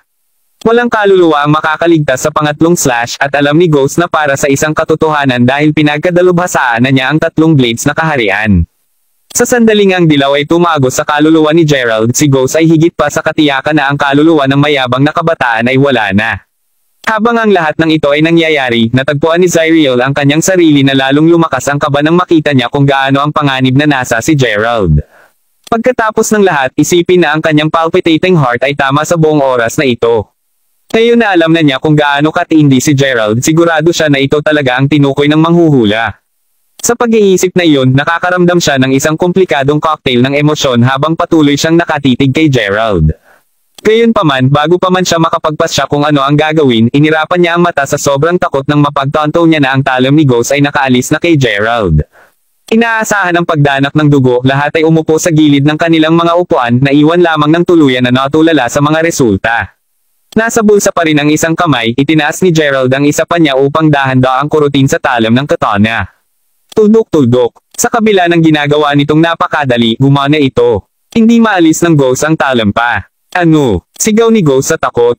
Kahit na nais niyang umatras ng ilang mga hakbang pabalik, nalaman niyang hindi man lang niya magalaw ang isang kalamnan.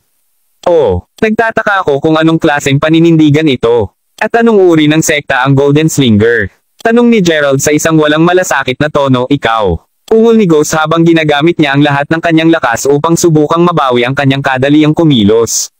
Sa kasamaang palad para sa kanya, nanatili siyang kasing freeze ng isang rebulto. "Panipi tuldok-tuldok-tuldok. Inaamin kong mas malakas ka kaysa sa naisip ko." Dagdag pa ng galit na Ghost pagkalipas ng ilang sandali bago tumawa ng malakas. "Oh, nangangahulugan ba ito na mayroon kang ibang mga paninindigan sa iyong manggas?" tanong ni Gerald, medyo nagulat nang makita ang reaksyon ni Ghost. Kabanata 15:12. Hindi pinapansin ang tanong ni Gerald, pasimpleng nakapikit si Ghost. At nang buksan niya ulit ito, isang saglit na pag-apoy ng apoy ang makikita sa kanyang mga mata habang umuungal flaming blades. Kasunod nito, ang hilt ng kanyang katana ay tila nag-ilaw ng apoy pagbaril pataas patungo sa dulo na hawak pa rin ni Gerald. Karamihan sa pagkabigo ni Ghost, ang pangalawa ay malapit ng sunugin ng apoy si Gerald, bigla silang pinatay ng isang maingay na tunog. Paano ito posible kahit sa malayo? Nauutal na hindi makapaniwalang malapad ang mata na si Ghost habang nakatitig sa kabataan. Nang maramdamang malamang na hindi ihayag ni Ghost ang anumang nauugnay na impormasyon kung nagpatuloy siya sa paghawak sa kanyang talam, pinalabas lamang ni Gerald ang kanyang mahigpit na pagkakahawak dito, kaagad na nagdulot ng pabalik-balik na hakbang ni Ghost. Sa sandaling iyon 7 magkakaibang tunog ng tunog ang maririnig na nagmumula sa kung saan nakaupo ang mga ladler, halos kaagad pagkatapos, 7 numero ang tumalon mula sa mga anino, tumagal lamang ng 1 segundo upang palibutan si Gerald habang sumisigaw sila, "Guro!" Mula sa nakikita ni Gerald, lahat ng 7 sa mga lalaking nakamaskara ay nakasuot ng mala ninja na kasuotan, at bawat isa sa kanila ay may mga nakamamatay na aura habang hawak nila ang kanilang mga kutsilyong bakal. Muling binabago ang kanyang loob pagkatapos ay lumingon si Ghost kay Gerald bago sabihin, "Ngayon kung gayon. Kung hindi mo pa alam, ang Tearson Mountain ay napakahalaga sa Golden Slinger, ang iyong kagalingan." Tuldok-tuldok. Sa pag-iisip na iyan, sasabihin ko ito ngayon na kung nais mo pa ring makontrol ang lugar, tiyak na makakasakit ka sa natitirang Golden Slinger. Hindi mo gugustuhin iyon, gusto mo ba? "Oh, I see. I see," sagot ni Gerald habang tumatango. Kaya sa wakas nagsisimula ka ng matakot. Ang bait mo talaga. Ngayon nga bakit wala kaming upuan at medyo makilala ang bawat isa? Sabi ni Ghost habang humakbang palapit kay Gerald. Natatakot ako na nagkamali ka. Hindi alintana, talagang hindi mo dapat sinabi sa akin iyon, sagot ni Gerald habang umiling. Patawarin mo ako. Ano ang ibig mong sabihin doon, iyong kamahalan? Tanong ni Ghost, natigilan. Sa totoo lang, balak ko lang muna na palayasin ka. Kasunod nito, tatanungin kita tungkol sa kung paano ka nagpunta sa iyong mga ruta sa pagsasanay pati na rin ang kaunti sa iyong sekta. Bago pa man ako nakarating doon, gayon pa man, naisipin na talagang maglakas loob ka sa pagbabanta at pang-blackmail ako. Sagot ni Gerald. Ano? Sa nasabing iyon, hindi ka ba interesado na makipagsabayan sa amin? Natatakot ako na hindi mo alam kung gaano kakapangyarihan ang Golden Slinger. Sinabi ni Ghost na hindi mapanghimas ang sumilot sa kanyang buong pagkatao. Malakas man sila o hindi ay nasa tabi nito. Hindi ko inilaan na patayin ka ngayon, alam mo. Gayon pa man, para sa pangahas na banta ako, babayaran mo ang iyong buhay. Nakatingin kay Gerald na may isang kamay pa rin sa kanyang bulsa, hinigpitan ni Ghost ang hawak sa hilt ng kanyang katana. Si Gerald sa kabilang banda ay tumingin lamang pabalik sa galit na ninja bago ay flick ang kanyang mga daliri sa kanya sa halip hindi nag-aalinlangan. Sa sobrang bilis at katumpakan, ang susunod na alam ni Ghost, ang kanyang mga tuhod ay natusok na ng hindi kilalang puwersa. Pinapanood habang sumisigaw si Ghost ng labis, hindi mapigilan ang kanyang sarili na lumuhod sa harap ni Gerald. Ang 7 iba pang mga ninja ay agad na itinaas ang kanilang mga talam, handa nang ilunsad ang kanilang atake. Bilang tugon gayon pa man, itinaas lang ni Gerald ang kanyang kamay bago kumaway ito ng bahagya. At tulad nito, isang kumikinang na halo na nakasentro sa paligid ni Gerald ay biglang lumitaw at agad na nagsimulang lumawak sa lahat ng direksyon.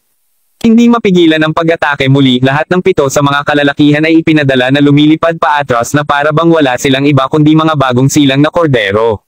Nang makita iyon, kaagad na nagsumamo si Ghost, mangyaring, maawa ka. Mangyaring iligtas ang aking buhay. Sa wakas ay naintindihan na niya kung bakit ganoon ang reaksyon ni Carlos nang una niyang makita si Gerald. Ang mga kabataan na ito ay may mga kakayahan na magpaparamdam sa sinumang walang lakas. Feeling ko ngayon si Ghost na parang pinakamahina na buhay habang nakatayo siya sa harapan ni Gerald. Hindi nais ang mga bagay na magtatapos lamang ng ganito, mabilis na lumabas dito si Ghost bago sinabi, ang Golden Slinger ay isang lihim at misteryosong sekta na may 1,000 taong kasaysayan sa Japan. Marami kaming mga dalubhasa nang wala ang aming mga ranggo, kaya hindi na kailangang saktan kami, Diyos. Sa gayon, dahil nais ko pa ring makakuha ng kontrol, ang Golden Slinger ay masaktan sa alinman sa paraan, hindi. Sagot ni Gerald. Tama iyan. Gayon pa man kung ibigay mo sa amin ang mga karapatan sa pagkontrol, tiyak na magmamakaawa ako sa Golden Slinger na iligtas ang iyong buhay. Sigaw ni Ghost sa kanyang gulat na estado. Kaya lumalabas na hindi mo pa rin nakuha ang sinusubukan kong sabihin, ni hindi mo naiintindihan ang estilo ko ng paggawa ng mga bagay. Ano man, nasaktan ko na rin kayo, kaya't maaari ko ring tapusin ang aking nasimulan. Patayin pa rin kita ngayon, at kung ang Golden Slinger ay makahanap ng kasalanan sa akin sa paglaon, tatapusin ko na lang sila kapag dumating sila para sa akin. Sagot ni Gerald habang dinidilat ang mata bago iniabot ang kanang kamay. Tuldok-tuldok. Habang nagsisimulang kuminang ang kanyang kamay, nagsimula itong magningning ng isang aura na ipinakita sa isang higanteng pares ng mga kamay na mabilis na dumukot kay Ghost. Bago pa makapagreaksyon si Ghost, pinaikit ni Gerald ang kanyang kamao, at ang susunod na alam ng sinuman, nabawasan na si Ghost nang wala ng iba pang bukol ng dagwang karne. Nasaksihan ng isang malupit na tagpo, ang lahat sa lugar ay agad na nagsisigaw sa sobrang takot. Kabanata 15:13. Tulad ng pagsigaw o pagtitig ng lahat sa madugong eksena, ang isa sa mga ulo ng pamilya ay nagawang kumalas mula rito at agad na yumuko sa harapan ni Gerald, na ipinahahayag ang kanyang pagkamangha at respeto sa pamamagitan ng pagsigaw, Master Crawford. Nang makita iyon, ang iba pang mga ulo ng pamilya ay kaagad na yumuko ng magkakasabay habang ang mga salitang Master Crawford ay umalangaw-ngaw sa buong lugar sa ilalim ng lupa. Si Finnegan naman ay lumingon upang tumingin kay Stetson na na-freeze pa rin sa entablado at sinenyasan siya na makatakas kasama siya. Sa kanyang ginhawa, nakita at naintindihan ni Stetson ang hudyat ni Finnegan na hinimok silang pareho na dahan-daang magsimulang maglakad palayo sa lugar. Sa kabila ng pagsigaw ng kanyang pangalan, lumitaw na walang pakialam si Gerald at simpleng lumingon siya kay Carlos bago sabihin, Carlos Zines. Tuldok-tuldok. Naaalala kong nagtanong ako sa iyo bago ka tumakas. Dahil wala akong nakuhang sagot, uulitin ko lang ang sinabi ko. Bigyan mo ako ng isang mabuting dahilan kung bakit hindi kita dapat pumatay. Nang marinig iyon, agad na huminga si Carlos bago sumagot, ako, magiging kawal ka hanggang sa araw na mamatay ako, Master Crawford. Tudok-tudok tandang padamdam panipi. Sa kabila ng pagiging ayaw maging alipin ni Gerald, ang anumang bagay ay mas mahusay kumpara sa pagharap sa isang kamatayan na katulad ni Ghost. Ang pagkamatay ng ninja na iyon ay tunay na nakakaawa. Tuldok-tuldok. Tanggap ko. Sa pamamagitan nito, sigurado akong alam mo ang susunod mong dapat gawin, tama. Sagot ni Gerald habang nakapatong ang mga braso sa likuran bago lumingon upang tignan ang tumatakas na mag-anak. Agad na nakuha ang sinusubukang sabihin ni Gerald pagkatapos ay umungol si Carlos, gaano kamanggahas na sakta ng lahat kay Master Crawford. Dahil naunang inutusan ni Finnegan si Ghost na patayin si Gerald, medyo naselyuhan na niya ang kanyang kapalaran sa puntong iyon. Alinmang paraan, madaling nakuha ni Carlos ang dalawa at pagkatapos makatanggap ng 3 welga bawat isa, pareho silang bumagsak sa lupa, patay. Ngayon kung ganon, kung wala ng iba pang mga pagtutol, nangangahulugan ba ito na nakakuha ako ng buong kontrol sa ilalim ng mundo na ito? Tanong ni Gerald. Ngunit syempre, Master Crawford, mas gusto namin na ikaw ang taong kontrolado kaysa sa Wadis. Sa katunayan, sa kung gaano kakalakas, ang Yatos ay higit pa sa handang paglingkuran kabilang aming pinuno para sa susunod na mga henerasyon. Kahit na mangyaring huwag maliitin ang aking pamilya, Master Crawford, sapagkat nagmamayari kami ng 1/4 ng mga pag-aari sa buong lalawigan ng Jenna. Idinagdag ang ulo ng Yatos sa isang malambing na tono. Habang ang ibang mga ulo ng pamilya ay nangangaway na kay Gerald, ni Yakov ay hindi man lang naglakas loob na umimik. Sa magkahalong damdamin sa kanyang puso, nagtaka siya kung paano siya naging bulag. Tuldok-tuldok. Paano talaga siya nabigo na kilalanin kung gaano kalakas at makapangyarihang si Gerald talaga sa simula. Ano man, naiintindihan niya ng mabuti na dati ay medyo nasaktan niya si Gerald. Ito ang dahilan kung bakit siya nanatili sa katahimikan, natatakot na may bahagi niya ang kapalaran ni Finnegan at ng kanyang anak. Sa kabila ng pag-aalala ni Yakov, ni hindi siya tiningnan ni Gerald mula umpisa hanggang sa huli. Pagkatapos ng isang maikling sandali, idineklara ni Gerald na isang bagay lang ang nais kong makuha mula sa himala sa Tierson Mountain. Sa sandaling makuha ko ito, ang natitirang mga item ay ibabahagi ng pantay sa inyong lahat. Ano? Salamat, Master Crawford. Sumigaw ang mga ulo ng pamilya, hindi mapigilan ang kanilang kaguluhan. Pinapanood si Gerald na nakatayo sa limelight, naramdaman ni Zyriel na mabilis ang pintig ng kanyang puso. Tulad ng naisip niya, si Stetson ay hindi naging ang hinulaan ng manghuhula na magiging kanyang pinakamainam na manliligaw. Tuldok-tuldok. Hindi. Bilang ito ay naging, Gerald ay ang aktwal na isa para sa kanya. Ngayon tunay na pakiramdam masaya para sa kanya, siya inaasahan na siya ay hindi bababa sa bumalik sa tumingin sa kanya. Sa pagkabigo niya, matapos niyang ipaliwanag ang ilang mga bagay kay Perla tungkol sa mga benepisyo sa pamamahagi mula nang siya ang magtagumpay sa kanya, si Gerald ay mabilis na umalis ng walang salita. Nang makita iyon, naramdaman ni Zyriel ang bahagyang pakiramdam ng pagkawala at kapaitan sa kanyang puso. Mabilis na matapos ang Underground Festival, maraming malalaking pagbabago ang naganap sa loob ng lalawigan ng Jenna. Kasama sa mga pagbabago ang maraming mga sinaunang pamilya ng martial arts, mga lihim na lipunan, pati na rin maraming puwersa na nagtataglay ng mga espesyal na kasanayan. Mahalaga, lahat sa kanila ngayon ay sumunod at kumuha ng mga order mula kay Master Crawford.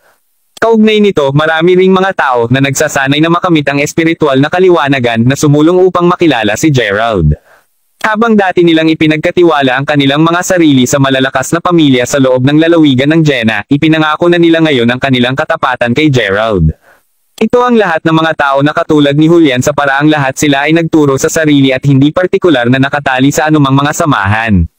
Sa kasunduan ni Gerald, lahat sila ay labis na nagalak na sa wakas ay magkaroon ng isang malakas at makapangyarihang tao na susuportahan sila. Kabilang sa 27 tao na naka-attach sa kanilang sarili kay Gerald sa maikling oras na iyon, nalaman ni Gerald na karamihan sa kanila ay mga masters ng unang ranggo habang ang iba ay mga pangalawang ranggo. Habang nangangahulugan iyon na si Carlos ay tiyak na pinakamatibay sa kanila, pinili niya na huwag tanggihan ang anuman sa kanila. Pagkatapos ng lahat, talagang nangangailangan siya ng mga tao noong panahong iyon. Hindi alintana kung gaano sila katapang, si Perla pa rin ang unang alagad ni Gerald. Sa nasabing iyon, sa kabila ng pagiging mas mahina kaysa sa iba pa, ang kanyang mga salita ay ganap pa rin sa ibang mga alagad. Kabanata 15:14. Dahil ang bagong puwersa ni Gerald ay medyo maliit pa, ang mga nasa loob nito ay agad na nagsimulang talakayin ang bagay. Maya-maya, naisip nila kung makakabuti kung magtatag sila ng isang sekta. Sa paggawa nito, tiyak na magagawang maitaguyod nila ng maayos ang respeto ng bawat isa at matiyak na mayroon silang pangalan. Sa kasamaang palad, matapos nilang maabot ang kanilang mga alalahanin kay Gerald, tinanggihan lamang niya ang kanilang kahilingan, na sinasabi na hindi pa ito ang tamang oras para sa kanila na gawin ito. Alinmang paraan, pagkatapos ipagpaliban ang anumang karagdagang mga talakayan tungkol sa paksang iyon, ginamit ni Gerald ang pagkakataong iyon dahil naruroon na silang lahat, upang sabihin sa kanila na mananatili siya sa tuktok ng Tearson Mountain ng ilang araw. Idinagdag din niya na walang pinapayagan na pumasok sa bundok sa buong panahong iyon. Samantala, makikita si Perla at ang pinsan niyang kapatid na naghahanda na umalis para sa isa sa mga marangyang tindahan ng damit ng Jena City. Sigurado ka ba tungkol dito, Perla? Hindi ba sinabi sa amin ni Lolo na huwag masyadong lumabas? Pagkatapos ng lahat, ang mga batang babae ay nawawala sa buong Jena City sa buong panahong ito. Natatakot ako na ang mga tulisan ay ang responsable para dito. Sa nasabing iyon, hindi ba dapat tayo maging mas maingat? Ungol ng pinsan ni Perla. Alam ko. Ngunit pag-isipan ito. Sa tingin mo ba talaga na may sinuman sa lungsod na ito ang maglakas loob na ay patong sa amin ngayon? Sagot ni Perla sa isang bahagyang natalo na tono. Narinig iyon, medyo pinag-isipan ito ng pinsan niya. Siyempre, tama si Perla. Pagkatapos ng lahat, siya ay alagad ni Master Crawford. Habang ito ay halos isang magarbong pamagat lamang, ito ay gayon paman isang mahusay na pamagat na mayroon. Ano pa pagkatapos ng pangyayaring iyon, ang Sherwans ay tumaas sa ranggo na ngayon ay itinaguyod lamang ng Quantox. Tulad ng kung hindi pa ito sapat, ang maraming mga individual na may mga nakatagong talento sa loob ng Jena City ay lahat ng magalang na pumipila sa tuwing makakakita sila ng Perla. Naiisip ang lahat ng iyon, sino sa tamang pag-iisip ang maglakas loob pa ring pukawin ang sinuman mula sa pamilya Sherwan. Bukod, pupunta lang ako sa labas dahil nais kong maghanda ng ilang magagandang damit para kay Master Crawford ngayon. Pagkatapos ng lahat, magse-set up siya ng kanyang sariling puwersa sa hinaharap, at sa pag-iisip na iyon, kailangan niyang magkaroon kahit papaano ng ilang desenteng damit. Sa pagsasalita nito, Kazel, kakailanganin ko ang iyong tulong sa pagpili rin ng mga damit para sa kanya. Sa kung gaano siya kagandahan, nagtataka ako kung anong klaseng damit ang pinakaangkop sa kanya. Kasunod nito, ang dalawang batang babae pagkatapos ay nagchat at nagtawanan sa pagitan ng kanilang mga sarili, na kalaunan ay nakakarating sa pinakamaluho na mall ng damit sa buong Jena City. Sa kanilang pagkabigo, agad silang nakabunggo sa isang taong nakakainis sa pagpasok sa gusali. So, ikaw na naman. Gaano katindi ang aking swerte para sa akin upang panatilihing mabangga ka? Kinutya ang babaeng kasalukuyang nakaharang sa paraan ng dalawang batang babae, nasasalamin sa kanyang mga mata ang masamang hangarin. Sa totoo lang, Jenny, pagmamaktol ni Perla. Siyempre, dapat itong si Jenny. Naalala ni Perla kung paano pinarusahan ng kanyang Panginoon ang babaeng iyon pabalik sa paradahan ng Hearthstone Manor ilang araw lamang ang nakakaraan. Kahit na mula sa nakikita ni Perla, tila nakalimutan na ni Jenny ang lahat tungkol sa pangyayaring iyon. Anuman, napagtanto agad ni Perla na ang ilan sa mga kaibigan ni Jenny ay naruroon din. Kamangha-mangha ka talaga, alam mo yun. Ang pagkakaroon ng kasiyahan sa Hearthstone Manor at kahit na pagpasok ng isang tindahan ng luho. Mayroon ka na bang mga Sherwans na sumuko na sa pamumuhay o isang bagay? Sabi ni Jenny sabay nguso, sarcastic as ever. Sabihin kung ano ang gusto mo hanggat masaya ka, sagot ni Perla sa isang natalo na tono habang siya ay naglagay ng isang mapangiti ng ngiti bago hinawakan ang kamay ni Kazel upang umalis. Kuminto ka dyan. Sino ang nagbigay sa iyo ng pahintulot na umalis? Mayroon pa kaming unsettled na marka, alam mo. Ungol ni Jenny habang mahigpit na nakahawak sa balikat ni Perla. Narinig iyon, ang mga kaibigan ni Jenny ay kaagad na nagsimulang palibutan din si Perla. Huwag hayaan siyang umalis, mga kapatid. Sigaw ng isa sa mga kaibigan ni Jenny na nakabraso. Ano nga ba ang kahulugan nito, Jenny? Ungol ni Perla, isang icy expression sa kanyang mukha. Naglalaro ka ba ng pipi?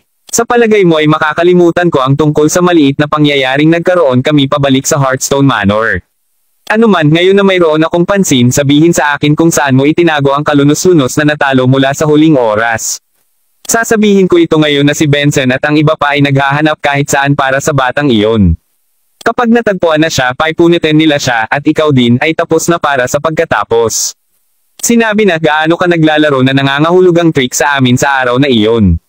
Tandang padamdam. Kiss Jenny, nagagalit sa pangalawa habang iniisip ang pangyayaring iyon. Sa katunayan, nagalit siya na sinimulan niyang yangkang ang buhok ni Perla sa kanyang pagkabigo. Hindi niya inaasahan na gagaantay talaga si Perla sa pamamagitan ng paghampas sa kanya sa mukha. Ikaw, nagalit ka na ba? Ikaw ang naglakas loob na patulan ako, Perla. Talagang may hiling ka sa kamatayan, hindi ba, bitch? Ayos. Malugod kong tutuperin ang hangad na iyon para sa iyo pagkatapos. Umungol kay Jenny bago pangingisda ang kanyang telepono at gumawa ng maraming mga tawag sa paraang iminungkahi na siya ang pinuno ng ilang mga underground gang. Di nagtagal, 8 komersyal na sasakyang pangkalakalan ng Buick ang tumigil bago ang pasukan ng mall at palabas ng isang pangkat ng mga masungit at matapang na lalaki. Kabanata 15:15. Habang mabilis na sumugod ang mga kalalakihan at pinalibutan si Perla, ano ang tila pinuno ng grupo na nagtanong, ano ang nangyari, Jenny? Sa masusing pagsisiyasat, napagtanto ni Perla na ang pinuno ay hindi estranghero. Siya ay si Benson, ang taong mainam na nagtangka na malampasan si Gerald ngunit nagtapos sa panloloko noong nakaraang araw. Sinampal niya ako, Benson.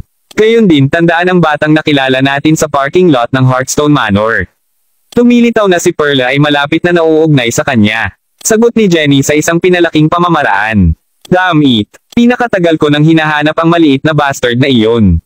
Guguluhin ko siya kapag nakita ko na siya. Ano man, mag-isip na talagang maglakas loob ka na saktan si Jenny. May sakit ka bang mabuhay o ano? Umungol na si Benson habang nakataas ang kanyang palad, handa ng buong tama na patulan si Perla. Itigil mo ito kaagad. Sigaw ng isang malamig na boses sa sandaling iyon. Paglingon upang tingnan ang pinagmula ng boses, nakita ni Benson na ang sumigaw ay isang nasa edad na lalaki na may isang tag sa itaas ng kanyang bulsa sa harap na nagsasaad, "Manager." Sumusunod malapit sa kanya ay isang pangkat na mga security guard. Ang manager mismo ay nagngangalit. Ito ang pinakatanyag na mall ng damit sa buong Jena City. Ang sinumang sapat na matapang upang magdulot ng gulo dito ay tiyak na pagod na sa pamumuhay. Gayunpaman, pagkatapos ng pagyapak ng kaunti, biglang tumigil ang manager sa kanyang mga track nang makita niya kung sino ang pinuno ng grupo. Isang nagulat na ekspresyon ng mukha niya, sinabi ng manager, "Oh. Ikaw ba yan, Benson?" Ikaw din pala yan, Manager Zinth. Ito ay wala talaga, tinuturo ko lang sa leksyon ang babaeng ito.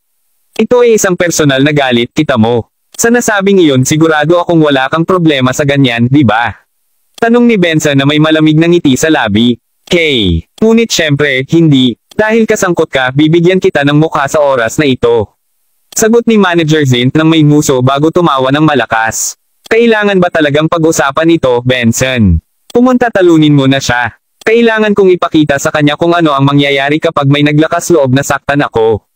Ungol ni Jenny. Si Perla mismo ay kasalukuyang nakakaramdam ng kaunting halo ng pagkabalisa at galit. Pagkatapos ng lahat, talagang hindi niya inaasahan ang manager ng shopping mall na wala siyang pakialam sa kanyang mga customer.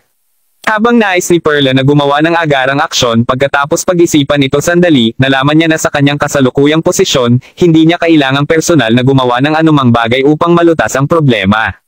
Sa pag-iisip na iyon, huminga ng malalim si Perla bago sinabi, "Ipapaalam ko sa iyo na pipiliin ko lamang na hindi gumanti dahil ayoko ng gulo, Jenny.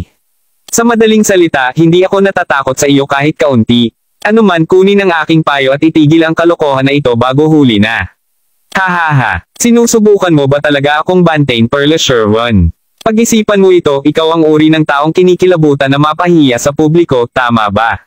Well, hulaan ano. Itatala ko na nabugbog ka at kapag tapos na ako sa iyo, i-upload ko ito sa social media. Sisiguraduhin kong nakikita ng lahat kung ano ang nangyari sa magaling na binibini mula sa pamilyang Sherwin. Kinutya ni Jenny habang handa niyang itala ang lahat ng mga aksyon gamit ang kanyang cellphone. Nang marinig iyon, agad na sinimulang tawagin ni Benson ang buhok ni Perla. Gayunpaman, bago pa siya makagawa ng iba pa, biglang narinig ng lahat ang isang galit na boses na sumisigaw, "Tumigil ka dyan." Ang susunod na bagay na napagtanto ni Benson, ang isang tao ay nagmamadaling lumapit sa kanya bago mapunta ang isang matuli na sipa sa kanyang pulso. Bilang isang resulta, si Benson, na ngayon ay nasa matinding sakit, ay nawala ng balanse at natapos sa pagbagsak sa lupa. Hawak ang kanyang nasa sakit na kamay habang sumisigaw siya ng malungkot, lumingon siya upang tignan ang sumasalakay sa kanya, na nakatayo ngayon sa harap ni Perla, bago umungal, "Who the hell you are?" Tandang padamdam panipi. Sa puntong iyon maraming iba pang mga nasa edad na kalalakihan ang natipon sa likuran ng umaatake, kahit na wala sa kanila ang nag-abala na tumugon kay Benson. Anuman ang nasa katanghaliang lalaki na unang dumating pagkatapos ay lumakad patungo kay Perla at yumuko bago nahihiyang sinabing, "Ang taos puso kong patawad, Miss Sherwin. To think na naging malapit ka ng mapahiya." Panipi-panipi, tuldok-tuldok-tuldok. "Huwag banggitin ito. At ikaw ay?" tanong ni Perla. Sa totoo lang, nakaplano na siya kung paano maiiwasan ang pag-atake ni Benson ng mas maaga. To think na may biglang tumulong sa kanya. Kahit na wala siyang kahit kaunting ideya kung sino siya. Nasaan ang ugali ko? Tumaan ako sa pamamagitan ng Hansen Louis, at kahit na hindi mo ako kilala, tiyak na alam ko kung sino ka. Ang totoo, una kitang napagtagpo habang kasama ko si Chairman Yotto, ang pinuno ng aming pamilya. Sagot ni Hansen sa isang magalang na tono. Kabanata 15-16. Nakikita ko na nagpapaliwanag nito. Sagot ni Perla sabay tango. Ano? Hansen Louis. Sino siya? Malakas ba siya? Hindi maaaring makilala ni Perla ang sinumang makapangyarihang tama-tama. Ungol nang nagulat na si Jenny na nakatayo pa rin sa gilid. Babuan mo ang iyong boses. Ang taong iyon ay si Chairman Hansen Louis, ang dating driver ni Lord Yotto mula sa pamilyang Yotto ng Jena Province. Hindi lamang siya isang mahusay na tao na may pambihirang mga kakayahan, ngunit siya din ang pangkalahatang tagapamahala ng maraming mga shopping mall. Pulong ni Benson na pantay kasing gulat ni Jenny. Gayunpaman, hindi bababa sa ipinaliwanag kung bakit napakalakas ng mga bodyguard ni Chairman Louis. Sa sandaling iyon, tinanong ni Hansen sa isang seryosong tono, "Maaari mo bang idalye kung ano ang nangyari dito kanina, Miss Sherwin?" Ang sinumang hindi nakatira sa ilalim ng isang bato ay alam na ang lahat ng mga puwersa sa Jena City ay nasa ilalim ng kontrol ng hindi kapanipaniwala at misteryosong Master Crawford. Si Hansen, para sa isa, ay alam ito, at alam din niya na si Perla ang pinakamamahal na alagad ni Master Crawford. Sa pag-iisip na iyon, sa kabila ng pag-alam na napakadali ni Perla na hawakan ang sarili, walang paraan na mapagsapalaran niya ito nang hindi sinasadya na mapahiya, lalo na't hindi sa kanyang teritoryo. Bukod, ito ay isang pangunahing pagkakataon para patunayan niya ang kanyang katapatan kay Master Crawford, at maipapakita niya kung gaano siya kaseryoso. Pinangangambahan din ni Hansen na kung hindi siya pumapasok, ang balita tungkol dito ay maaabot sa tainga ng kanyang ulo ng pamilya na nagsisikap pa ring makuha ang pabor kay Master Crawford. Kung mangyari iyon, tiyak na gagawin siya para sa lahat ng nasa isipan, determinado siyang tulungan si Perla na ilabas ang galit nito ngayon. Sa gayon, ang babaeng ito dito ay patuloy na pinapahamak ako. Tumawag pa siya para sa pag-backup upang mapilit nila ako na sunduin ako ni Master matapos akong bugbugin. Matapos marinig na nais nilang punitan ang Master sa shreds, agad akong nagalit at hinampel siya bilang tugon. Iyon ang pinakadiwa nito. Sagot ni Perla na may banayad ng ngiti. Sandaling natulala, sumigaw si Hansen, "Ano? Ikaw talaga ang naglakas loob na ipakita ang labis na pagrespeto kay Master Crawford." Tandang padamdam. Natagpuan ang kanyang sarili na gulpang, naramdaman ni Jenny na bahagyang takot hindi lamang dahil sa mataas na ranggo ni Hansen, ngunit dahil din sa kanyang namumulang mga mata na ngayon ay dumidilat ng diretso sa kanyang kaluluwa. Tuldok-tuldok. Kahit si Benson ay natigilan sa tugon ni Hansen at takot na takot siya kaya mabilis siyang sumagot, "Chairman Louis. Dapat mayroong ilang uri ng hindi pagkakaunawaan dito. Ang pangalan ng tiyuhin ko ay Finnegan Laidler, alam mo." Sa kabila ng paglabas ng kanyang mga koneksyon, si Hansen ay bahagyaring nagulantang habang iniutos niya, "Mga lalaki. Ang mga taong ito ay sapat na matapang upang magdulot ng gulo sa aming mall." Sa nasabing iyon, basagin ang kanilang mga binti alinsunod sa mga patakaran. Gayon din, ang babaeng iyon doon ay walang galang sa aming mga VIP. Sa ganyang palayok na bibig, ang tanging makatuwirang parusa ay ang sampailan siya hanggang sa hindi na siya makapagsalita. Ang pangalawa ay natapos ang kanyang pangungusap, marami sa kanyang mga tanod ang agad na kumilos ng walang kahit kaunting pag-aatubili. Ang sumunod pagkatapos ay ang mga hiyawan ng purong sakit at takot na umalangaw-ngaw sa buong mall. Sa pagtingin sa putol na mga paa ni Benson pati na rin ang kanyang mga nasasakupan na ngayon ay lahat ng nakakumbinsi ng hindi sinasadya sa sahig, natakot ang kinilabutan na si Jenny na dahan-dahang umatras. Tuldok-tuldok. Bago tumalikod upang aibok ito. Sa kanyang labis na pagkadismaya, naramdaman niya na ang kanyang buhok ay nakalumbay pabalik sa kung saan siya dating tumayo.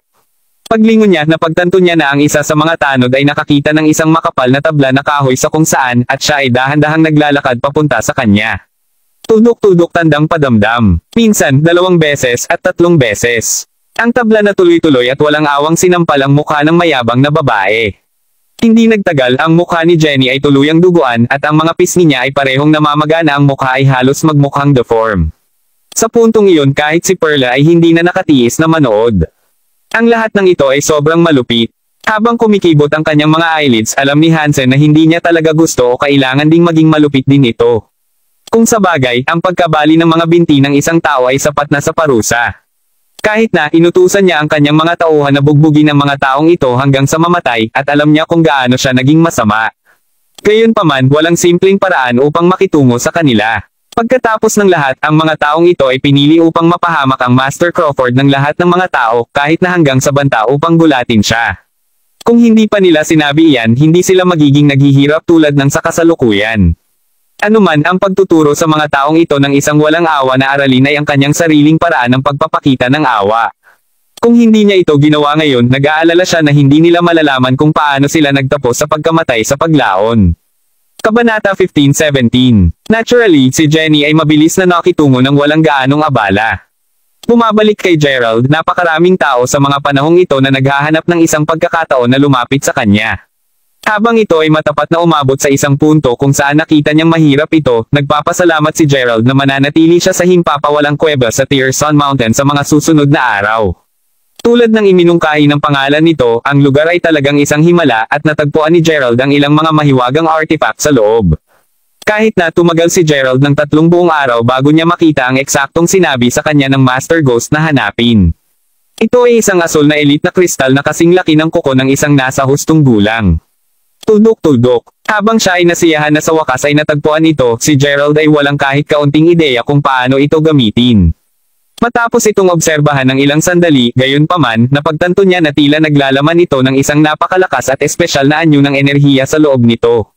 Nagtataka ako kung bakit pinilit ng Master Ghost na hanapin ang tukoy na hiyas na ito, naisip ni Gerald sa kanyang sarili bago magpatuloy na saliksikin ito. Gayunpaman, kahit lumipas ang ilang araw, wala pa rin siyang ideya kung paano ito magagamit. Sa pamamagitan nito, napagpasyahan niya na kailangan niya ng tulong ng Master Ghost upang malaman ito. Alam ang Master Ghost, nagkaroon ng pakiramdam si Gerald na nakita na ng lalaking iyon ang paghanap niya ng kristal. Sa madaling salita, ang lahat ay marahil ay nangyayari ayon sa plano ng Master Ghost. Kahit na iyon ang kaso, gayunpaman, saan pa nagtago si Master Ghost? Tulad ng pagsisimula ng pag-aalala ni Gerald, lumapit sa kanya si Julian bago sinabi, Master Crawford, Miss Zyriel from the Wadis family is here. Habang inaasahan kung umalis siya matapos tanggihan ang kanyang pagpasok, naghihintay siya sa iyo sa labas ng isang buong araw at gabi. Palagi niyang sinasabi na kailangan kanyang makilala kahit ano pa. Zyriel, ano ang ginagawa niya rito? Tikas na alam kung sino siya, naalala ni Gerald kung gaano siya walang pakialam sa pag-uugali tuwing nasa paligid siya. Bukod sa kanyang kaarawan sa kaarawan, medyo wala silang ibang dahilan upang magkita ang bawat isa. Kahit na kung siya ay tunay na naghihintay para sa kanya para sa isang buong araw at gabi, wala siyang dahilan na hindi siya makilala. Bukod, nadama niya ang bahagyang pagkakasala para sa paunang pag-iisip ng paggamit sa kanya upang makakuha ng isang tiket sa pagpasok. Papasukin mo siya kung gayon. Dagdag ni Gerald na may tango. Sa isang pag-flick ng pulso niya, nawala ang asul na kristal ng dinala si Zyriel sa likuran. Sa sandaling nakita niya si Gerald, ang puso niya ay agad na nagsimulang tumahimik habang nauutal siya, Gerald. Tuldok-tuldok, no Master Crawford. Sa pag-iisip sa likod, nagtaka siya kung bakit nahanap niya ang taong ito na walang gaanong kauluhan ilang araw lamang ang nakakaraan. Sa totoo lang, hindi ba siya naging mataas at makapangyarihan sa harap niya noong panahong iyon? Upang isipin na ngayon ay magiging sobrang kinakabahan siya upang tingnan siya sa mata. Nakangiting tumingin sa kanya, tinanong ni Gerald kaya, narito ako. Nais mo bang makipag-usap sa akin tungkol sa isang bagay? Oo, kahit na. Duda ako ay sasang-ayon ka sa aking hiling, sagot ni Zyriel sa isang medyo nalungkot na tono. Buong kamalayan niya na ang nais niyang tanungin sa kanya ay medyo hindi magalang, at kahit na sigurado siyang sasang-ayon dito si Gerald kung hindi niya nalaman ang tungkol sa kanyang tunay na pagkatao, ngayong nangyari na ang lahat na ito, hindi na siya so sure na. Ang pinalala nito, ang kanyang kaba at kababaan ay nagpapahirap sa kanya na ibigay ang kahilingan. Sa gayon, nakasalalay iyon sa kahilingan. Magpatuloy, sabi ni Gerald, mabuti. Ang bagay ay, nais kong tanungin kung maaari mo akong samahan sa isang paglalakbay sa Sacra Solis Mountain. Tuldok-tuldok. Bingonet, nakikita ko ngayon na ikaw ay napakaabala kaya. Sagot ni Zyriel. Kahit na sinabi niya iyon, malinaw na pinagkanulo siya ng kanyang may pag-asa na mga mata. Pundok ng Sacra Solis. May dahilan ba na gusto mong samahan kita doon? Tanong ni Gerald, kumikislap ng isang bahagyang mapangiti ng ngiti. Iyon, ungol ni Zyriel. Hindi niya talaga alam kung paano ito ipaliwanag ng hindi ginagawang walang katotohanan ang kahilingan. Gayunpaman sa huli, simpleng sumuko siya at nagpas siyang maging prangka tungkol dito. Mahalaga, nais ni Zyriel na samahan niya siya doon dahil nais niyang hanapin ang tagahula na dati niyang nakilala sa tabing ilog sa likuran ng bundok na iyon. Sa madaling salita, nais niyang matukoy ng manghuhula kung ang kanilang pag-aasawa ay tunay na naitalaga ng kapalaran, sa kabila ng pag-alam kung gaano kitawatawa ang kanyang motibo. Hindi ito nakatulong na alam niya na habang ang pag-aasawa lamang ang nasa isip niya, si Master Crawford ay isang aktwal na abalang tao. Kabanata 15:18. Ang kanyang pagkaunawa doon ay nagsilbi lamang upang lalong madagdagan ang kanyang kahihiyan. Sa kabila nito, pinahahalagahan pa rin ni Zyriel ang itinakdang kasal na ito ng sobra para hindi niya pansinin. Maya-maya, sumuko siya at simpleng sinabi kay Gerald ang tungkol sa manghuhula na ibinigay sa kanya, ang kanyang pagbabasa noon. Isang manghuhula. Anong itsura niya? Tanong ni Gerald sa sabay na excited at seryosong tono. Pagkatapos ng lahat, ang paglalarawan na ginawa niya. Ang tao ba na nakuha niya ang kanyang pagbabasa mula sa talagang Master Ghost? Maaaring nagtago si Master Ghost sa Sacra Solis Mountain sa buong oras na ito.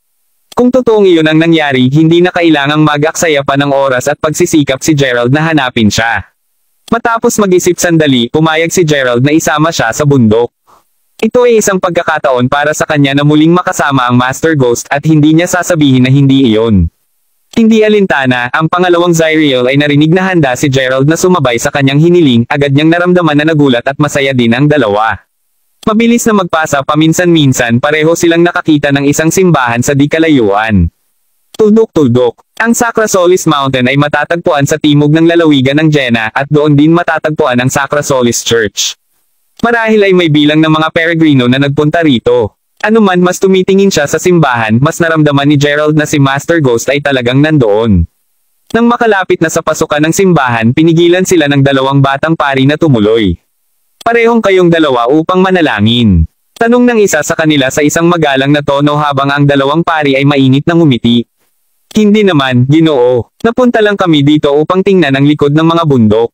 Gayon din, bakit kakaunti ang mga peregrino dito ngayon? Tanong ni Zyriel habang nakatingin sa paligid.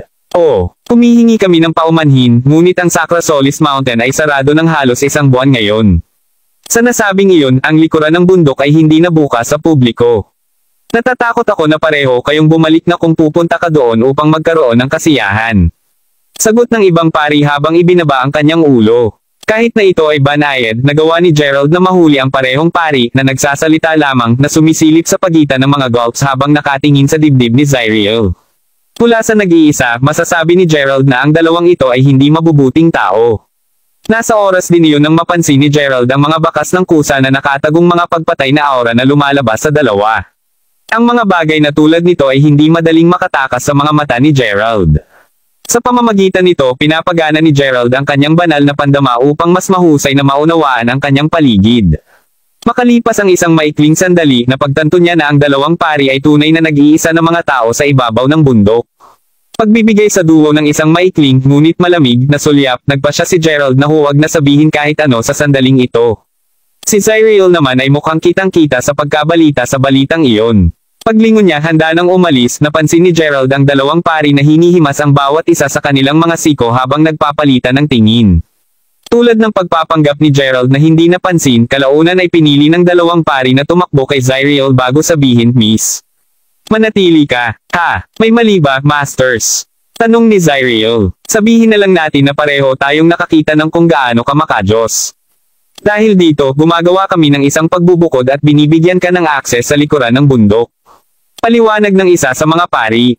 Ano? Grabe. Pinahahalagahan ko ito. Sagot ni Zyriel, kapwa nagulat at sobrang saya. Gayunpaman, tandaan na habang pinapayagan ka naming pumasok, papayagan ka lamang na umakyat ng isa-isa ang bundok. Ang ibang tao ay maaaring maghintay at magpahinga sa silid tulugan hanggang sa bumalik ang kabilang partido. Ito ay kung paano gumagana ang mga bagay dito at magiging mahirap para sa amin na ipaliwanag ang aming sarili kung napansin ng iba na pinangunahan namin kayong pareho ng sabay. Dagdag ng pari, nakita ko, ayos lang ako dyan, sagot ni Zyriel habang nakatingin kay Gerald. Dahil hindi siya mukhang labag sa ideya, simpleng tumango si Zyriel, ngayon mas determinado na niyang makipagkita sa manghuhula. Sa anumang swerte, makakakuha siya ng isa pang pagbabasa mula sa kanya. Ang manghuhula ay dating nagbahagi ng eksaktong lokasyon upang hanapin din siya nito, kaya't hindi siya nag-aalala tungkol sa hindi makilala siya kapag nasa likuran na siya ng bundok. Kasabay nito, sinundan ni Gerald at Zyriel ang dalawang pari papasok sa simbahan. Hindi alam ng mga pari, palihim na pinitik ni Gerald ang kanyang daliri patungo kay Zyriel na pinapasok ang isang stream ng mahahalagang chi sa kanyang katawan. Kabanata 15:19. Naturally, ang unang pumasok ay si Zyriel at ang isa sa mga pari ay kaagad na sinimulang akayin siya sa likuran ng bundok. Tungkol kay Gerald, dinala siya patungo sa isa pang landas sa bundok ng ibang pari. Naglalakad ng dahan-dahan kasama ang kanyang mga kamay sa kanyang bulsa, narinig ni Gerald na biglang tumawa ang pari bago sabihin, kailangan kong sabihin, maswerte ka talaga kuya. Ang iyong batang babae ay isang tunay na kagandahang alam mo. Marahil kabilang sa nangungunang daang mga kagandahan sa mundo. Nagpapakita ng ngiti pagkatapos ay sumagot si Gerald talaga. Sa tingin ko hindi siya ganon kaganda. Nakikita ko, sayang naman. Kaya, dahil hindi mo man lang namalayan kung gaano kakaswerte na magkaroon ng gayong kagandahan sa tabi mo, bakit hindi mo siya ibigay sa amin? Sabi ng pari na may ngiti habang malamig na ngumiti. Sa wakas ay ipinakita na niya ang kanyang totoong kulay.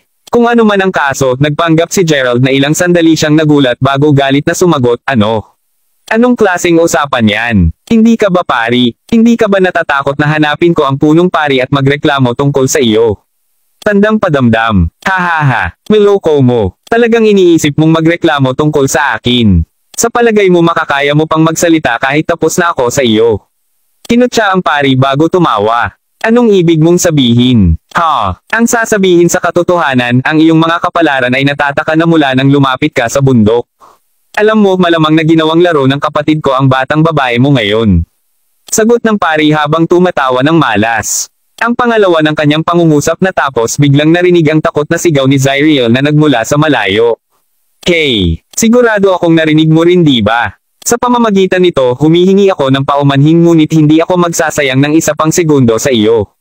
Kung sa bagay kung hindi ako nagmamadali at makuha ang bahagi ko sa kasiyahan ngayon, malamang na maghihintay ako sa linya kapag narinig ng ibang mga lalaki ang hiyawan niya. Bago pa man makapag-reply si Gerald, mabilis na hinaampas ng pari ang palad papunta mismo sa dibdib ni Gerald. Sumisigaw sa sakit natapos si Gerald na lumipad paatras hanggang sa kalaunan ay nakabangga siya sa isang puno. Ang pangalawa sa epekto ay tumama, ang dugo ay agad na nagsimulang tumalsik mula sa kanyang bibig bago mahulog si Gerald sa lupa.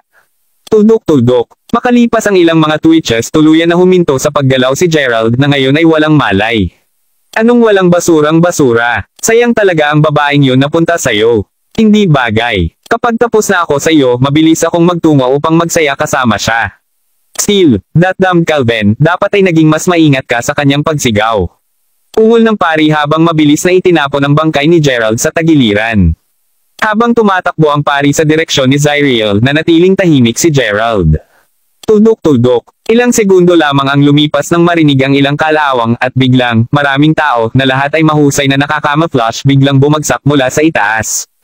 Matapos ang pagsubok upang makita kung huminga pa rin siya at kinumpirma na siya ay totoong namatay, ang mga kalalakihan ay nagpalitan ng tingin sa isa't isa bago mabilis na tinaakbo ang pari. Noon lamang nang tuluyang nagpasya si Gerald na dahan-daang buksan ulit ang kanyang mga mata. Kasunod ng isang malakas na crack, ang katawan ni Gerald ay nagsimulang muling ituwid ang sarili na tila may kung anong uri ng pag-uusap ang ginagamit sa kanyang katawan. Ang bundok na ito ay tunay na kagiliw-giliw. Mula sa kung ano ang naobserbahan ko, lilito na hindi lamang maraming mga master dito, ngunit mayroon ding dalawang magkakaibang puwersa na naroroon. Napaisip si Gerald na nakakunot ang noo. Napagtanto na si Zyriel ay marahil ay nasa panganib pa rin, mabilis na tinungo ni Gerald ang direksyon na tinungo ng lahat. Medyo nag-dial ng back time si Zyriel ay sabik na makahanap ng tagahula kanina na tunay na hindi niya inaasahan ang pari na magkaroon talaga ng masamang hangarin sa kanya. Nang tangkain niyang pilitin ang sarili papunta sa kanya, agad na natakot si Zyriel na kalahati hanggang sa mamatay. Pagkatapos ng lahat, habang si Zyriel ay mayroong kaunting pagsasanay, alam niya na ang pari ay mas malakas sa kanya. Hindi talaga siya ang katugma niya. Pinapanood si Zyriel na nagpupumiglas ng paulit-ulit habang pinatuloy ang pagtulak sa kanya sa lupa. Ang malamalaperi na pari pagkatapos ay tumawa ng mali siya bago sinabi, at tiyaking pilitin ang lahat ng gusto mo dahil walang darating para sa iyo. Itulak ng kaunti pa, hindi ba? Hahaha. Ito ay sa sandaling iyon nang ang flailing ni Zyriel ay nagdulot sa kanya ng aksidenteng tamaan ng pari sa gilid ng kanyang leeg.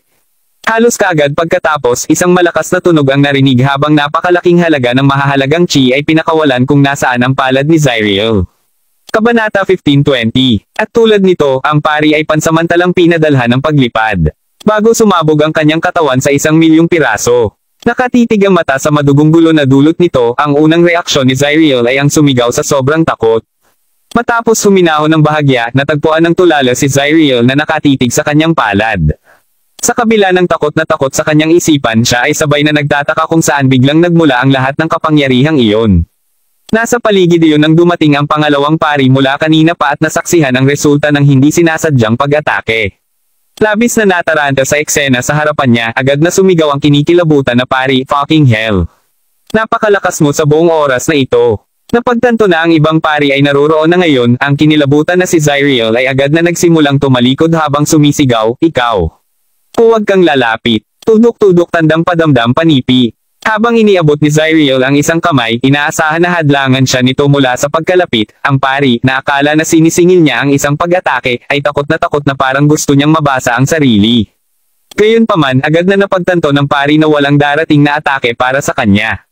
Bagaman natatakot pa rin siya, tumawa ang pari bago sumigaw, "Aba! Huwag mong sabihin sa akin na biglang nawala ang iyong kapangyarihan. Binabalaan kita. Huwag mo manggahas na kumuha ng isang hakbang na malapit sa akin." Ganti ng terror na tinamaan ni Zyriel. Kahit na naramdaman ng pari na aatake siya ngayon kung kaya niya. Sa pag-iisip na iyon, binaliwala niya ang babala nito at agad na tumakbo papunta sa kanya, handa ng sumuntok. Gayunpaman, bago pa man siya makalayo, naramdaman ng pari ang isang matigas na sipa sa kanyang likuran na nagpadala sa kanya ng paglipad ng mukha una sa dumi. Ang pag-crawl pabalik sa lalong madaling panahon ay makakaya niya, mabilis siyang lumingon upang tingnan kung sino ang sumasalakay sa kanya. Nakatayo sa di kalayuan sa likuran niya, nakilala ng pari ang tatlong lalaking nakamaskara. Hindi alam kung kailan pa sila sumingit sa likuran niya pagkatapos ay umungal ang pari, "Sino kayong mga tao? Gaano ka manggahas na pumasok sa Sarcosullus Mountain? Itigil muna, peking pari ka. Dapat talagang gustuhin mong mamatay." Ganting sagot sa nag-atake. Tulad ng pagluklok ng lalaking nakamaskara sa isa pang pag-atake, ang pari ay naglabas ng isang nakatagong papel na anting-anting na sa pag-aktibo ay lumikha ng isang malaking boom bago ang isang apoy ay bumaril mula dito. Hindi ito kayang iwasan sa oras, ang braso ng lalaking nakamaskara ay natapos na masugatan. Bago makabawi ang nakamaskara, naglabas na ang pari ng isa pang anting-anting. Sa oras na ito, gayunpaman, ang mga apoy na ginawa ay berde, at bumaril sila sa kalangitan bago sumabog ang nakasisilaw. Hindi ito maganda. Ang aming lokasyon ay nakalantad. Sigaw ng pinuno ng trio sa isang malamig na boses. Kasunod nito, naglabas siya ng isang punyal, inaasahan na wakasan kahit papaano ang buhay ng pari at iligtas si Zyriel habang kaya pa nila. Sa kasamaang palad, maraming mga tunog ng kaluskos ang biglang narinig, at sa susunod na alam niya, 12 ng mga tao na nakasuot ng malapari na damit ang bumababa na mula sa mga taluktok. Ngayon ay ganap na napapaligiran, ang trio ng mga nakamaskarang mga tao ay maaaring maunawaan ang napakalawak na nakamamatay na aura na lumalabas mula sa walang awa ng mga lalaking nakapalibot sa kanila. Bago pa makagawa ang isang nakamaskara ng isa pang hakbang, isang pari na nasa edad na ang kumaway sa kanyang kamay bago mag-order, "Capture them." Mabigat na mas marami sa bilang, ang lalaki na nakamaskara ay maaaring sumuko lamang dahil ang iba pang mga pari ay mabilis na kinuha ang tatlong mga maskara at si Zyriel sa ilalim ng kanilang pangangalaga. Tinanggal ang maskara ng pinuno, ang pari na nasa edad na Initiation, "Kaya ikaw talaga, Hubert Younger.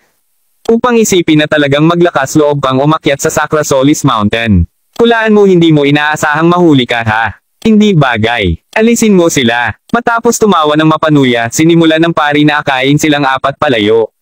Maya-maya, nakarating sila bago ang isang malaking yungib na matatagpuan sa likuran ng Sarcosullus Mountain. Pinapanood habang ang apat na tao ay dinala patungo sa lugar na mababantayan. Si Gerald, na nasaksihan ang lahat ng ito mula sa malayo, ay naisip niya na tila may isang malaking problema sa Sacra Solis Mountain. Maaari ba talagang narito ang Master Ghost? Nahulaan na niya na ang mga pari sa bundok ay wala sa kabutihan. Ito ang dahilan kung bakit siya kanina pa nag-injected ng ilang mahahalagang chi kay Zyriel. Pagkatapos ng lahat, mas gugustuhin niya kung hindi siya makaranas ng anumang pinsala sa buong pangyayaring ito. Alinmang paraan, nakaplano na si Gerald mula pat simula na kung nagkamali ang mga bagay, tiyak na lilipat siya.